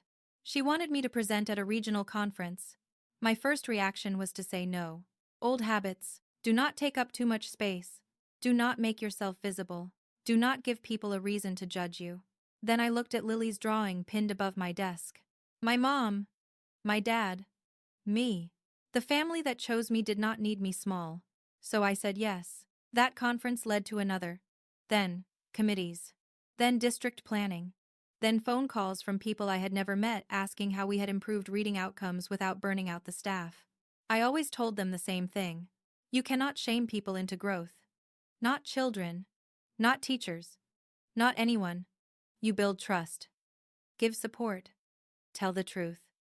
And stay consistent. Apparently, that sounded revolutionary to some people. In the spring of 2024, a superintendent position opened in Clark County. 12 schools, thousands of students, hundreds of teachers, a district with real challenges and real potential. I applied on a whim. That is what I told myself. Anyway, but the truth is, I wanted it. I wanted the chance to build systems that treated teachers like professionals and children like whole human beings. I wanted to prove that leadership could be firm without being cruel, ambitious without being selfish, and successful without stepping on people to look taller. The call came on a Thursday afternoon. I was in my office, eating a granola bar for lunch because school administrators often treat nutrition like a rumor. The phone rang. It was Diana Morrison from the Virginia Department of Education. "Mrs. Fairbanks Webb," she said. "The board has reviewed your application, and I'm pleased to inform you that you've been selected as the new superintendent of schools for Clark County." For a moment, I did not speak. I looked at the bulletin board across from my desk, at the notes from teachers, the reading charts, Lily's drawing, and a photo of Marcus making pancakes that looked like legal evidence. "Are you sure?" I finally asked. Diana laughed softly. "Very sure." She mentioned literacy gains, teacher retention, the mentorship program, Dr. Hart's recommendation, words like leadership, is by Demunode, and statewide impact. I heard them. But underneath them, I heard something else. Not my mother. Not anymore. I heard Marcus saying, "You can do this." I heard Lily saying, "Grown-ups have homework." I heard Dr. Hart saying, "Protect the people who teach them." And I heard my own voice, steady at last. I had not chosen less. I had chosen a path my family could not understand because it did not exist to impress them. When the local paper ran the announcement, the headline was simple: "Local teacher rises to superintendent." I stared at that word for a long time. Teacher. Not lowly. Not disappointing. Teacher. The word my mother had used to shrink me had become the foundation of everything I built, and somewhere, though I did not know it yet, that little article was about to travel back to the family that had erased me. Not because I sent it, not because I wanted them to see, but because truth has a funny way of showing up uninvited. Especially when people have spent years lying about where you went. Truth did show up uninvited. And apparently it arrived carrying a newspaper clipping and a very uncomfortable family group chat. I found out through Rachel. Because, of course I did. If the Fairbanks family had a smoke alarm, it was my cousin Rachel. And thank God she still had batteries. She called me the same evening the local article ran. "Ingrid," she said, breathless. "Are you sitting down?" I was standing in the kitchen, cutting carrots for dinner, While Marcus tried to convince Lily that ranch dressing was not a beverage. I can be, I said. Is this a medical emergency or a Fairbanks emergency? Fairbanks. So, emotional damage with good lighting. Go ahead. Rachel gave a nervous laugh. Victoria posted the article in the family group chat. My hand stopped over the cutting board. What article? The superintendent announcement. The one from the Shenandoah Valley Voice. She posted the link and wrote, "Isn't this our Ingrid?" I stared at the half-cut carrot like it had personally betrayed me. Our Ingrid. That was rich. 4 years earlier, I had been a lowly teacher. Not worth mentioning at Mother's Day dinner. Now I was, our Ingrid. Like a misplaced serving platter they had just found in the attic. What did my mother say? I asked. Nothing in the chat, Rachel said. But I was at Mom's house when Victoria called her. Ingrid. Your mother was furious. Furious that I got the job? No. Furious that she didn't know. Furious that other people might know before she could control the story. There it was. Not pride. Not regret. Control. Rachel lowered her voice. Even though she was probably alone. Old family habits die hard. She's been telling people you were doing education work overseas. Some kind of charity program in Africa. She told Mrs. Patterson at the club you were unavailable for family events because you were changing children's lives internationally. I blinked. I have been in Virginia the entire time. I know. I bought bulk paper towels at Costco last week. I know. My passport is expired. I know. Ingrid. I leaned against the counter and laughed. Not because it was funny. Exactly. But because sometimes nonsense reaches a level where your only choice is laughter or a minor felony. My mother had not missed me. She had rebranded me. That was so Margaret Fairbanks I almost had to respect the efficiency. She had erased the real daughter who taught 4th grade 90 miles away. Then invented a better one. A noble. Distant. Unreachable daughter saving children overseas. Prestigious enough to mention, absent enough to avoid questions. A daughter who could not contradict her. That night, after Lily went to bed, Marcus and I sat at the kitchen table with the article pulled up on his laptop. The headline looked harmless enough. Local teacher rises to superintendent. Under it was my photo from the district website. The one where I looked professional. Approachable. And only slightly terrified. Marcus read the article quietly. Then he sat back. So now they know. Yes. How do you feel? I thought about that. For years. A part of me had imagined this moment. Not in detail. I had not pictured a headline or a phone call or Victoria doing family detective work between Botox appointments. But somewhere in the back of my mind, I had wondered what would happen if they ever saw that I had built a good life without them. I expected satisfaction. Instead, I felt tired. Not weak, not sad in the old way. Just tired. Like a storm warning had appeared after 4 years of clear skies. I feel like they're about to remember my phone number, I said. Marcus's jaw tightened. They are blocked. My email isn't. 3 days later, I got the email. The subject line said, "From your mother? Not Mom. Not Margaret. From your mother." As if the title still gave her authority. Even after she had resigned from the position by public announcement in a group chat. I almost deleted it. My finger hovered over the trash icon for a long time. Then I opened it. Because curiosity is a terrible weakness, and mine apparently had a clean driving record. My dearest Ingrid. I saw the wonderful news about your promotion. I always knew you had it in you. We should meet for lunch soon. I would love to hear about everything you have accomplished. Mother's Day is coming up. And it would mean so much to have the whole family together again. Love. Mother. I read it once. Then I read it again. Slower. Searching for the thing that was not there. No apology. No, I hurt you. No, I was wrong. No, I said something unforgivable. And I have spent years ashamed of it. Nothing about the WhatsApp message. Nothing about the 4 years of silence. Nothing about the birthdays, holidays, and family dinners where I had been erased. Nothing about the lie she had been telling at the country club. Just lunch. Mother's Day. The whole family together again. Apparently, in Margaret Fairbanks' world. Abandonment expired when your daughter became useful. I forwarded the email to Marcus without adding a word. He replied from the barn 15 minutes later. Do not answer until you want to. Also, the tractor is making that expensive noise again. Marriage is romance. Yes. But it is also emotional support, plus equipment updates. I did not answer my mother. A week passed. Then two. I thought maybe silence would send the message. Silly me. Silence only works on people who listen. The next contact came from an unknown number on a Tuesday afternoon while I was leaving a district meeting. I answered because I was expecting a call from a school board member whose number I had not saved yet. Mrs. Fairbanks Webb, I said. There was a tiny pause. Ingrid. A woman said warmly.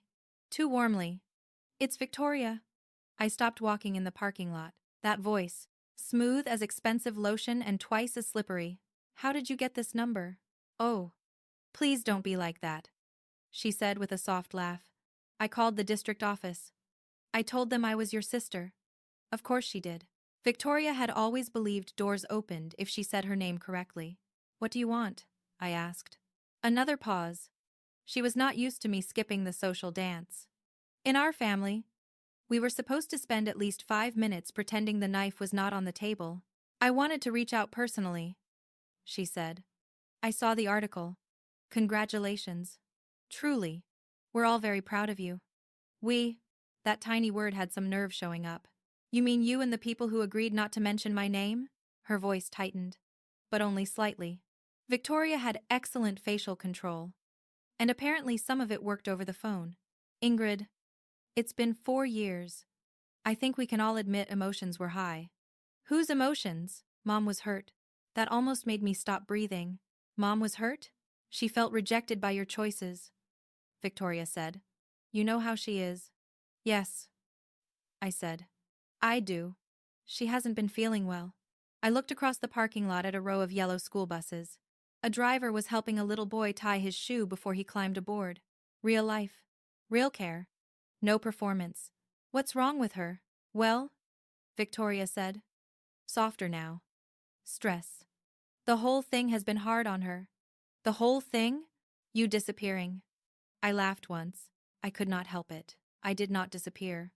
Victoria. I was removed. That is not fair. No, it was not. She sighed. Look. Can we not do this? Mother's Day is coming up. Mom would really like to see you. She wants the family together. Why? Because she misses you. There it was. The line she had practiced. It should have moved me. Years earlier. It would have. I would have grabbed onto those words like a hungry child. She misses you. I would have filled in all the missing apologies myself. I would have driven 90 miles. It sat at a table. Smiled too hard. And called it healing. But 4 years of peace had taught me to listen to what people did not say. Victoria did not say my mother was sorry. She did not say she was sorry. She did not say they had been wrong. She said my mother missed me now that my name was in the paper. That sounds difficult for her, I said.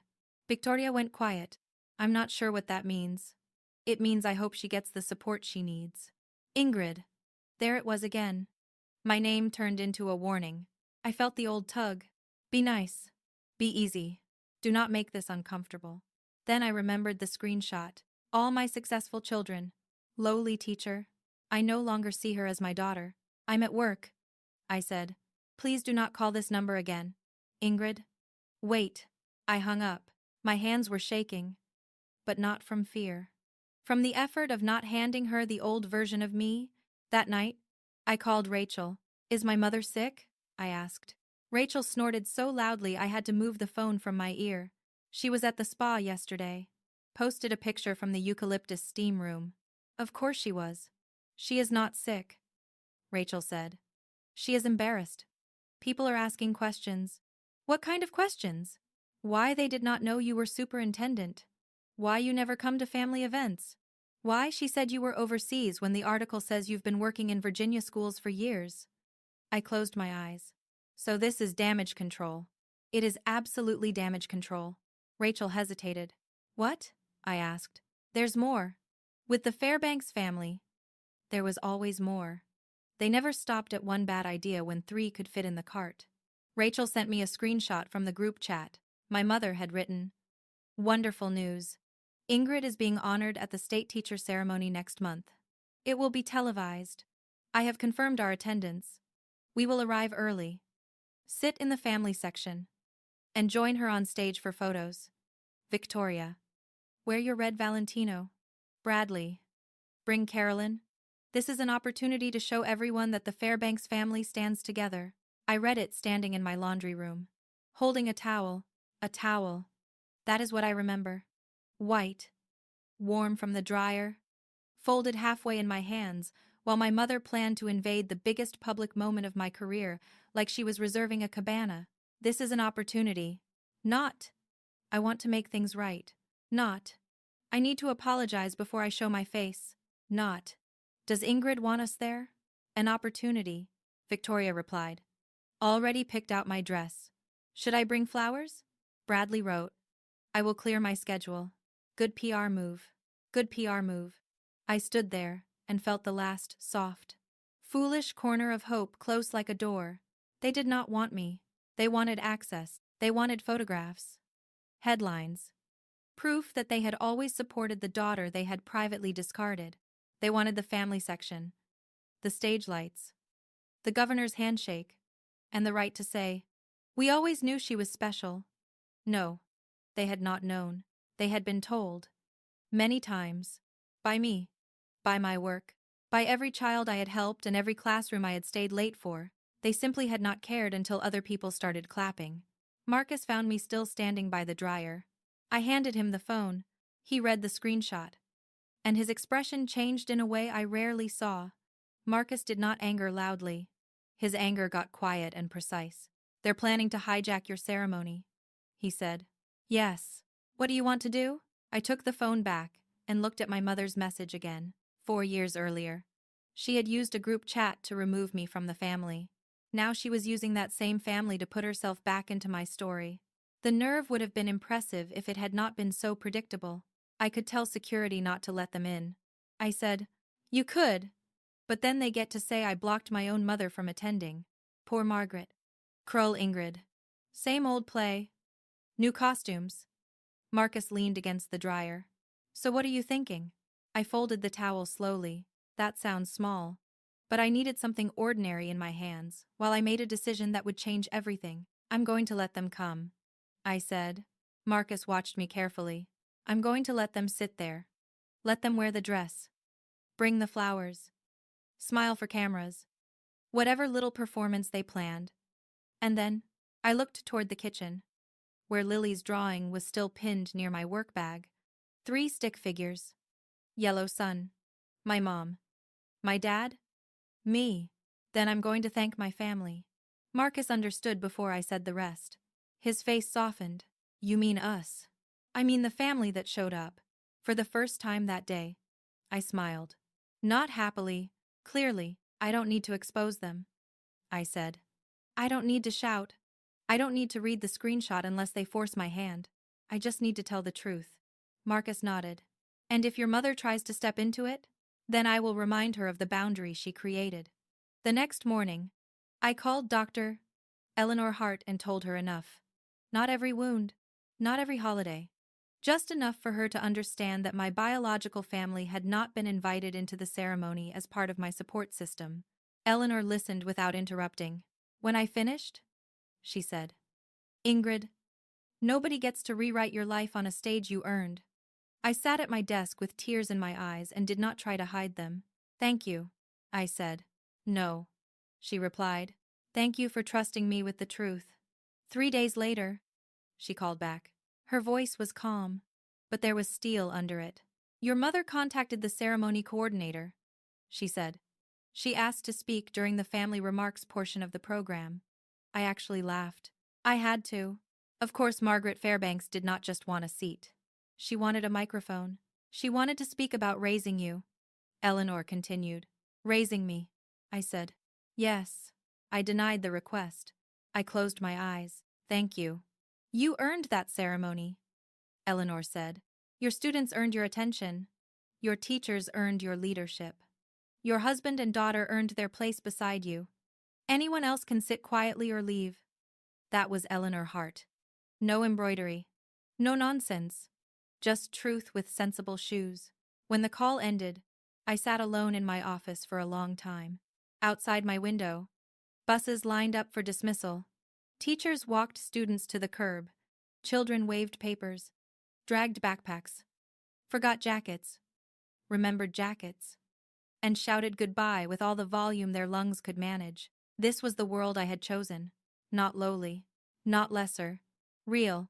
And now, the people who had mocked it wanted to stand beside me when it became respectable. I opened a blank document on my computer and began writing my speech.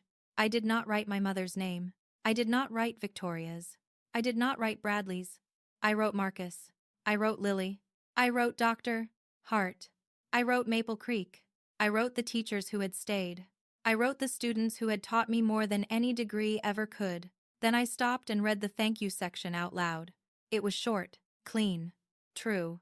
For years, my silence had been survival. At that ceremony, my silence would become an answer. And this time, the whole room was going to hear it. The whole room did hear it. But before I reached that microphone, I had to walk past the people who once decided I was too small to count. The Virginia State ceremony was held in Richmond, inside a grand government building with white columns, polished floors, and enough marble to make every footstep sound more important than it was. The kind of place my mother would have loved if she had been invited properly. I arrived with Marcus on one side and Lily on the other. Marcus wore a navy suit that made him look handsome and uncomfortable at the same time, which is a very honest combination for a farmer. Lily wore a pale yellow dress with little embroidered daisies near the hem. She had picked it herself because, as she told me that morning, teachers like cheerful colors. I could not argue with that. She held my hand tightly as we walked toward the registration table. "Are you nervous, Mom?" she whispered. "Yes." "Like first day of school nervous?" "Worse." She nodded with great seriousness. "Then you should take 3 deep breaths and not run in the hallway." Good advice. Strong classroom management. I had clearly raised her well. At the registration table, a volunteer handed me my badge. Ingrid Fairbanks Webb, Virginia State Teacher of the Year. I stared at it for half a second longer than necessary. Fairbanks Webb. There it was. The name I was born with, and the name I had chosen. One reminded me of what I survived. The other reminded me where I belonged. "Congratulations," the volunteer said. "Your family must be so proud." I smiled and squeezed Lily's hand. "They are." And I meant it. We were guided to the front row, reserved for honorees and immediate family. Marcus sat to my left. Lily sat between us at first, then decided she wanted the aisle seat because she needed a better view of the important people. She was 6 years old and already understood seating strategy better than half my relatives. The room filled slowly. Educators from across Virginia, principals, teachers, school board members, district leaders, state officials, and a few local reporters. 3 television cameras stood near the back, their red lights waiting to make everything permanent. Then I felt it. That old sensation between my shoulder blades. Being watched. I did not turn around. I knew. A few rows behind me, I heard my mother's voice before I saw her. "Excuse me," she said. Sweet but firm. The tone she used on waiters, receptionists, and anyone she believed could be moved by confidence. "I'm Ingrid's mother. We should be in the family section." The young usher sounded uncertain. "Ma'am, the family seating is already assigned." "Yes, I understand," my mother said. There must have been a mistake. Of course there must have been. In Margaret Fairbanks' world, any room that did not place her where she wanted was suffering from administrative failure. I kept facing forward. Marcus's hand found mine. "You okay?" he murmured. "I'm fine." That was not entirely true, but it was close enough to stand on. A minute later, they swept into the second row like a visiting committee from the Department of Self-Importance. My mother wore cream Chanel, pearls at her throat. Her silver hair arranged so perfectly, it looked like it had signed a non-disclosure agreement. Victoria wore the red Valentino dress from the group chat. She looked camera-ready, which was exactly the problem. Bradley wore a charcoal Tom Ford suit and the tight expression of a man calculating damage in real time. Carolyn came behind him with a designer clutch and the cautious eyes of someone who had married into a mess and was beginning to understand the warranty had expired. They sat directly behind us. Naturally, my mother leaned toward the woman beside her. I'm Margaret Fairbanks. She whispered loudly enough for the county next door to hear. Ingrid's mother. I raised that girl from the day she was born. My stomach turned. But I did not move. Victoria leaned forward. Her perfume reached me before her voice did. Ingrid? She said softly. You look lovely. I looked at the program in my lap. No response. Bradley tried next. Because apparently entitlement works in shifts. Aren't you going to say hello to your family? That word hit something old in me. Family. I turned my head just enough for my voice to carry. My family is sitting right next to me. Then I faced forward again. Lily slipped her hand into mine. Small and warm and steady. Marcus did not say a word. He did not need to. The ceremony began with welcome remarks, a pledge, introductions, and enough official language to remind everyone that government events are where sentences go to become furniture. I smiled when needed, clapped when appropriate, breathed when I remembered. Then Dr. Eleanor Hart walked to the podium. The room changed when she stood there. Eleanor did not need sparkle. She had authority built from decades of staying after school, sitting with crying parents, defending teachers, and telling school boards the truth, whether they wanted it gift-wrapped or not. She adjusted the microphone. In my years in Virginia education, she began, I have met thousands of extraordinary teachers. Today, I have the privilege of introducing one whose work has changed not only classrooms, but entire communities. I heard my mother shift behind me. Eleanor continued. Ingrid Fairbanks Webb began her career in a rural elementary classroom with limited resources and unlimited determination. She raised reading levels, mentored new teachers, built programs that are now being studied across districts, and proved that leadership in education begins with service. My throat tightened. Eleanor did not mention pedigree. She did not mention family connections. She did not mention my mother's name. She did not need to. Every word she spoke belonged to the work. Ingrid did not choose the easiest path, Eleanor said. She chose the path that put children first. Behind me, a chair creaked. Good. She has shown us that teaching is not a lesser calling. It is one of the foundations of a decent society. The applause started before Eleanor finished the sentence. I looked down at my hands. They were shaking. Not from fear now. From recognition.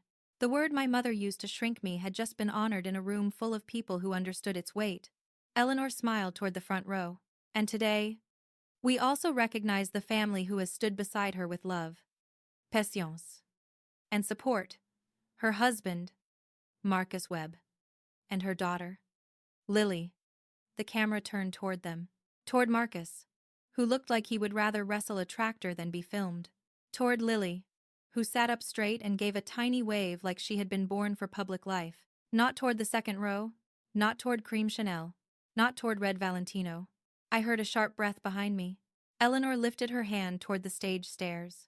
Please welcome your Virginia State Teacher of the Year, Ingrid Fairbanks Webb.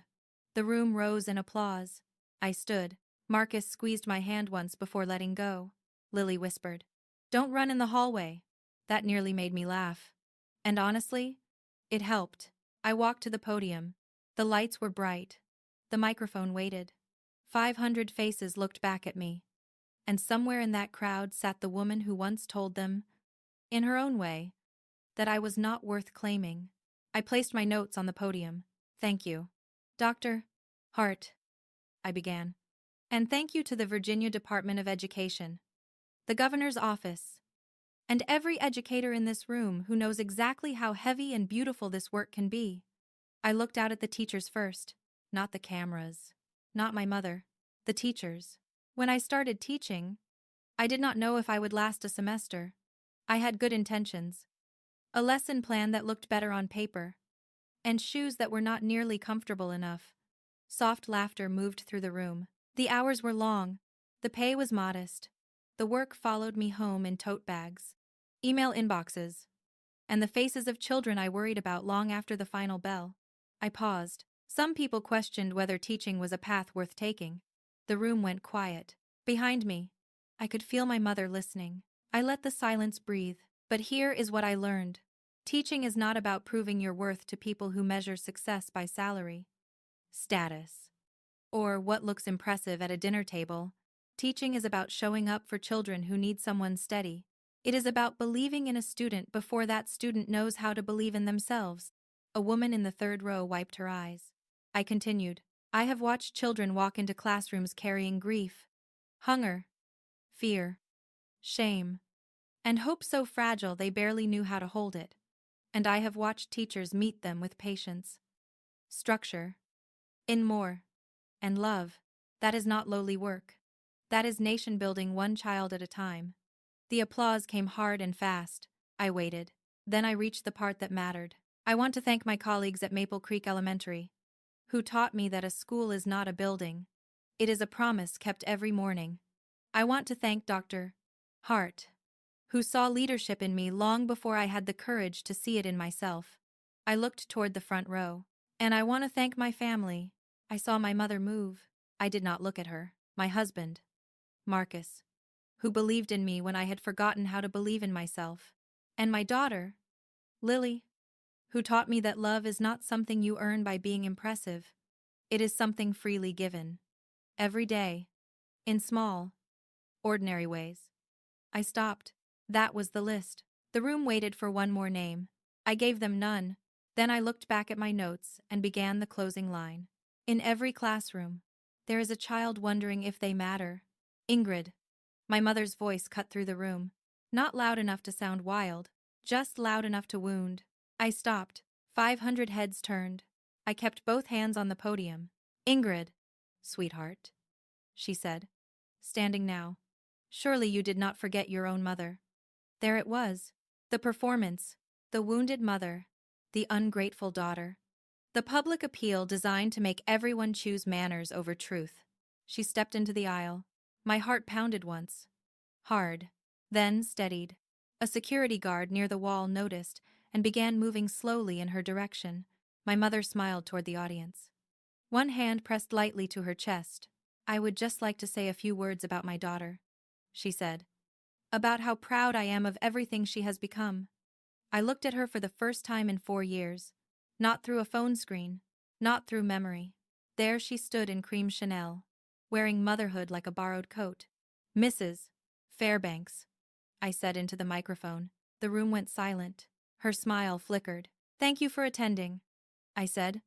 But the family portion of my speech has concluded. Her eyes hardened. Ingrid, I am your mother.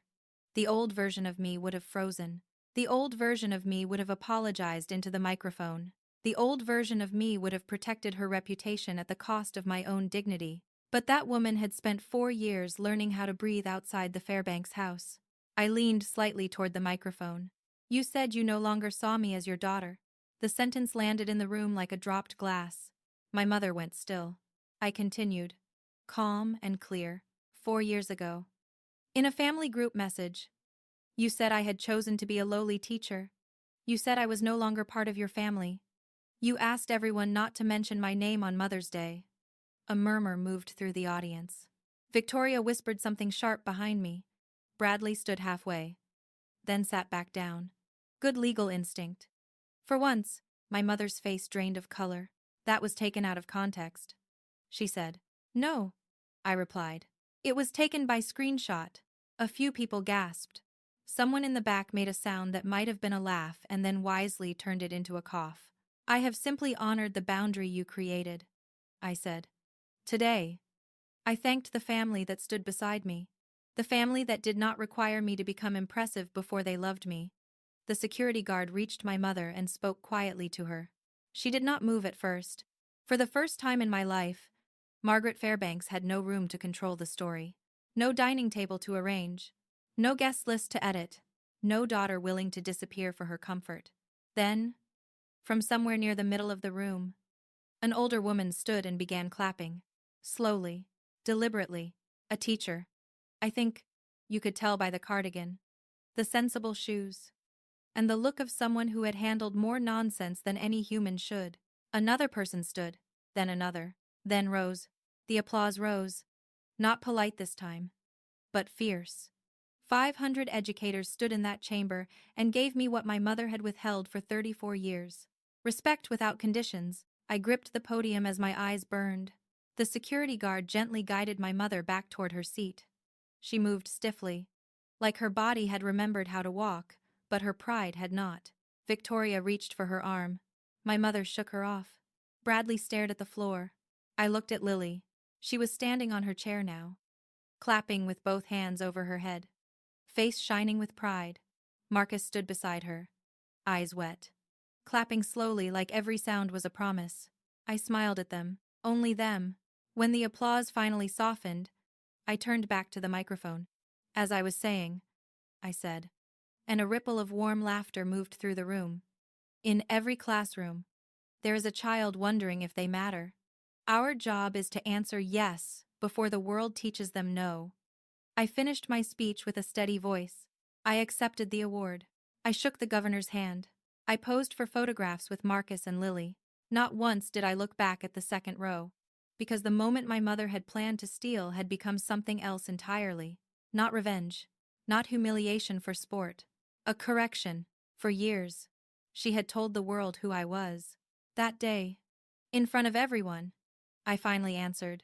I stepped away from that microphone knowing one thing for certain. The truth had finally left my mouth. And I was not going to chase it down the hallway, apologizing. That was the first victory. Not the applause. Not the award. Not even the look on my mother's face when the room understood what she had done. The real victory was that I did not feel guilty for telling the truth. For a woman raised by Margaret Fairbanks, that was practically a medical breakthrough. After the ceremony, there were photos with the governor, handshakes with school leaders, hugs from teachers I barely knew, and more congratulations than I could politely process.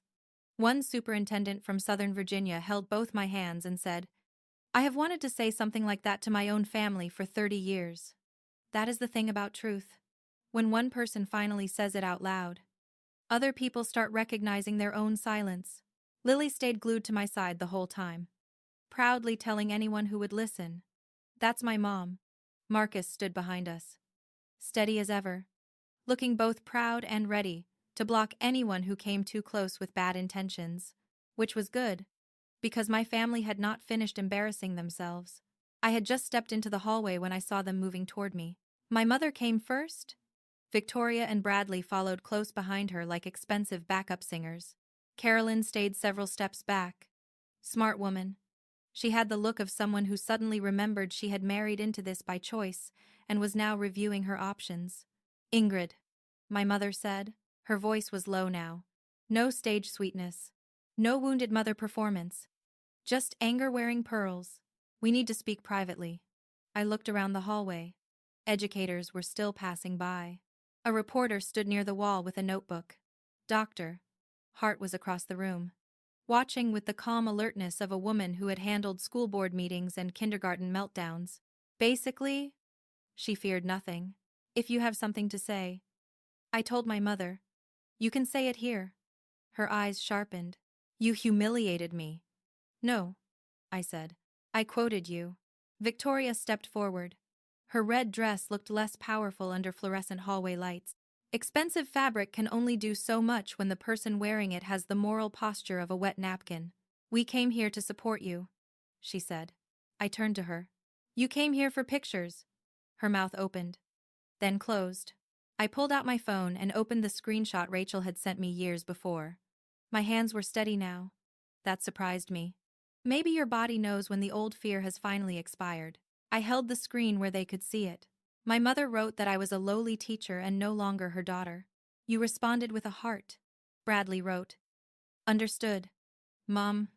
That was your support." Bradley's jaw tightened. "Ingrid," he said, switching into lawyer mode, "you are making this more public than it needs to be." I almost smiled. "Bradley." She tried to climb on stage at a televised ceremony. He looked away. "For once," I said, "I am not the person making a scene." My mother's face had gone pale, but her pride was still standing upright, refusing to leave before dessert. "I was upset when I wrote that," she said. "People say things." "Yes," I replied. "And then decent people apologize before they need a camera angle." Victoria crossed her arms. "You think you are better than us now." There it was. The old family trick. When they cannot defend what they did, They accuse you of arrogance for surviving it. No, I said. I do not think I am better than you. I think I stopped begging you to see my worth. That probably feels like an insult from where you are standing. For a moment, nobody spoke. Then my mother's mouth trembled. Just slightly. It was the first crack I had seen in her that did not look rehearsed. I am your mother, she said. Softer this time. I looked at her. Really looked at her. The cream Chanel. The pearls. The perfect hair. The woman who had built her whole life around being admired by people who would forget her name 5 minutes after the luncheon ended. And for the first time, I did not see a giant. I saw a scared, aging woman who had traded love for image so many times, she no longer knew the difference. That did not excuse her, but it made her smaller in my heart. You were my mother, I said. And maybe one day you will learn what that should have meant. But you do not get to erase me in private and claim me in public. Her eyes filled with tears. Years ago, those tears would have destroyed me. I would have apologized. I would have touched her arm. I would have rushed to repair the room she broke. Not this time. I do not hate you, I said. I spent a long time thinking I should, but hate keeps people tied together too. I am not tied to you anymore. Bradley cleared his throat. So what now? You cut us off forever? That was such a Bradley question. He wanted terms. A timeline. A settlement agreement. I do not know what forever looks like, I said, but I know what today looks like. Today, I am leaving with my husband and daughter. Today, I am celebrating with the people who showed up before there was applause. Victoria looked away. Bradley said nothing. My mother whispered, Ingrid, please. I shook my head. You taught me that family could be taken away when I disappointed you. Marcus and Lily taught me that family stays. I am choosing what is healthy for me. Then I reached for Lily's hand. She had been quiet the whole time, watching with wide eyes. I wished she had not seen any of it. But life does not always protect children from adult foolishness. The best we can do is show them what dignity looks like when foolishness shows up in designer shoes. Marcus put his hand gently on my back. Ready to go home? He asked. More than ready. We walked out of that building without turning around. Outside, the air felt clean. Not because Richmond had suddenly become a mountain resort, but because I had finally stopped breathing through other people's expectations. The fallout came slowly. A month later, Rachel called with updates. My mother had resigned from the country club social committee. Officially, she needed to focus on family matters. Unofficially, women in pearls had started asking why her teacher, daughter publicly said she had been disowned. Country club ladies can survive scandal. But unanswered questions at lunch? That is where civilization trembles. Victoria deleted old family posts from her social media after someone commented on her professional page, asking if she was the sister who sent a heart emoji when her mother threw away her sibling. I did not celebrate that. Well, maybe a little. I am healed. Not made of stone. Bradley went quiet. According to Rachel, he told relatives the whole thing had been taken out of proportion. Of course he did. Men like Bradley believe a problem is exaggerated when they are finally included in the consequences. Months passed. My life did not become perfect. That is not how healing works. I still had budget meetings that made me question the future of civilization. Lily still left socks in places socks had no business being. Marcus still tracked mud through the kitchen and acted surprised every single time I pointed at the mat. But our home was peaceful. Not silent. Never silent. We had chickens, a child, and a tractor with an attitude problem. Peace is not quiet. Peace is knowing you do not have to earn your place before breakfast. One evening, about a year after the ceremony, a letter arrived. No return address. Just my name in my mother's handwriting.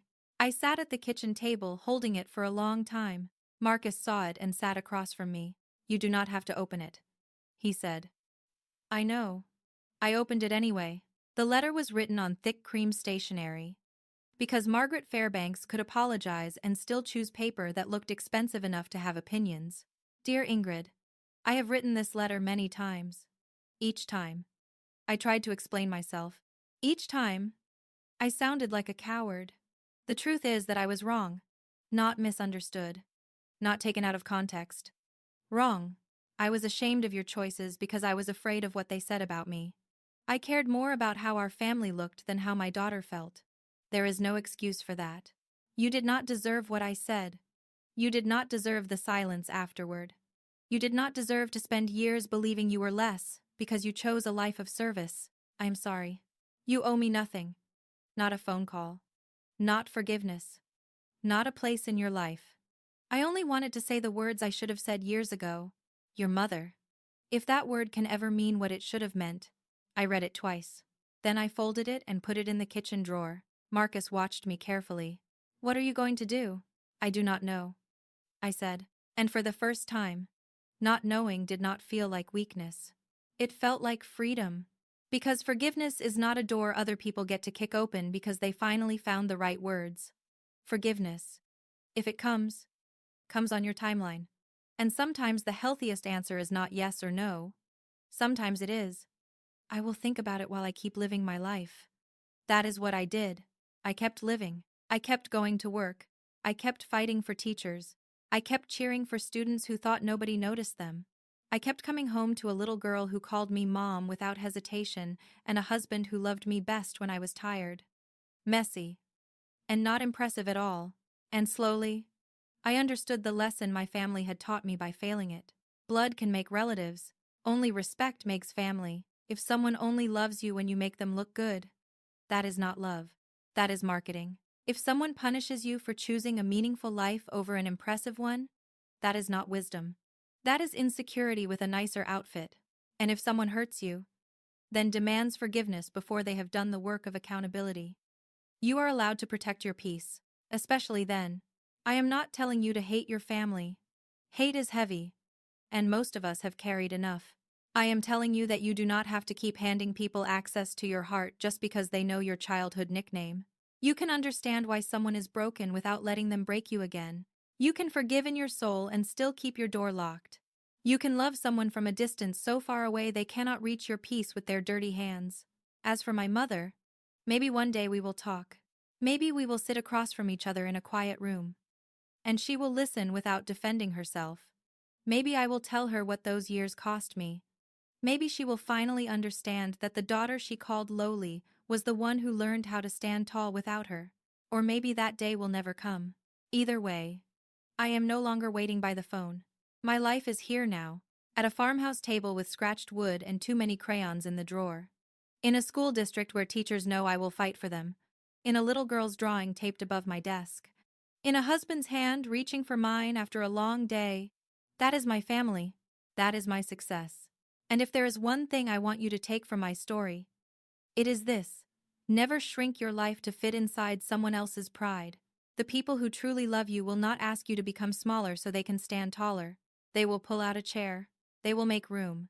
And when the world finally sees your worth, they will not rush the stage to claim credit. They will already be standing beside you. One of the deepest lessons in this story is that family should never require you to erase yourself in order to be accepted. As we get older, we often learn that peace is not found by keeping everyone happy. Sometimes, peace begins when we stop begging for love from people who only value us when we make them look good. A person's worth is not measured by money, titles, social status, or what others can brag about at dinner. True worth is found in kindness, integrity, service, loyalty, and the way we treat people when no one is watching. This story also reminds us that forgiveness does not mean giving harmful people unlimited access to our lives again. You can understand someone's pain without allowing them to keep hurting you. Boundaries are not cruelty. They are self-respect. For anyone who has been dismissed, ignored, or made to feel less than by family, remember this. You are not responsible for fixing people who refuse to value you. Build your life around those who show up, respect you, and love you without conditions. Real family is not always the people who share your blood. Real family is the people who make room for your heart.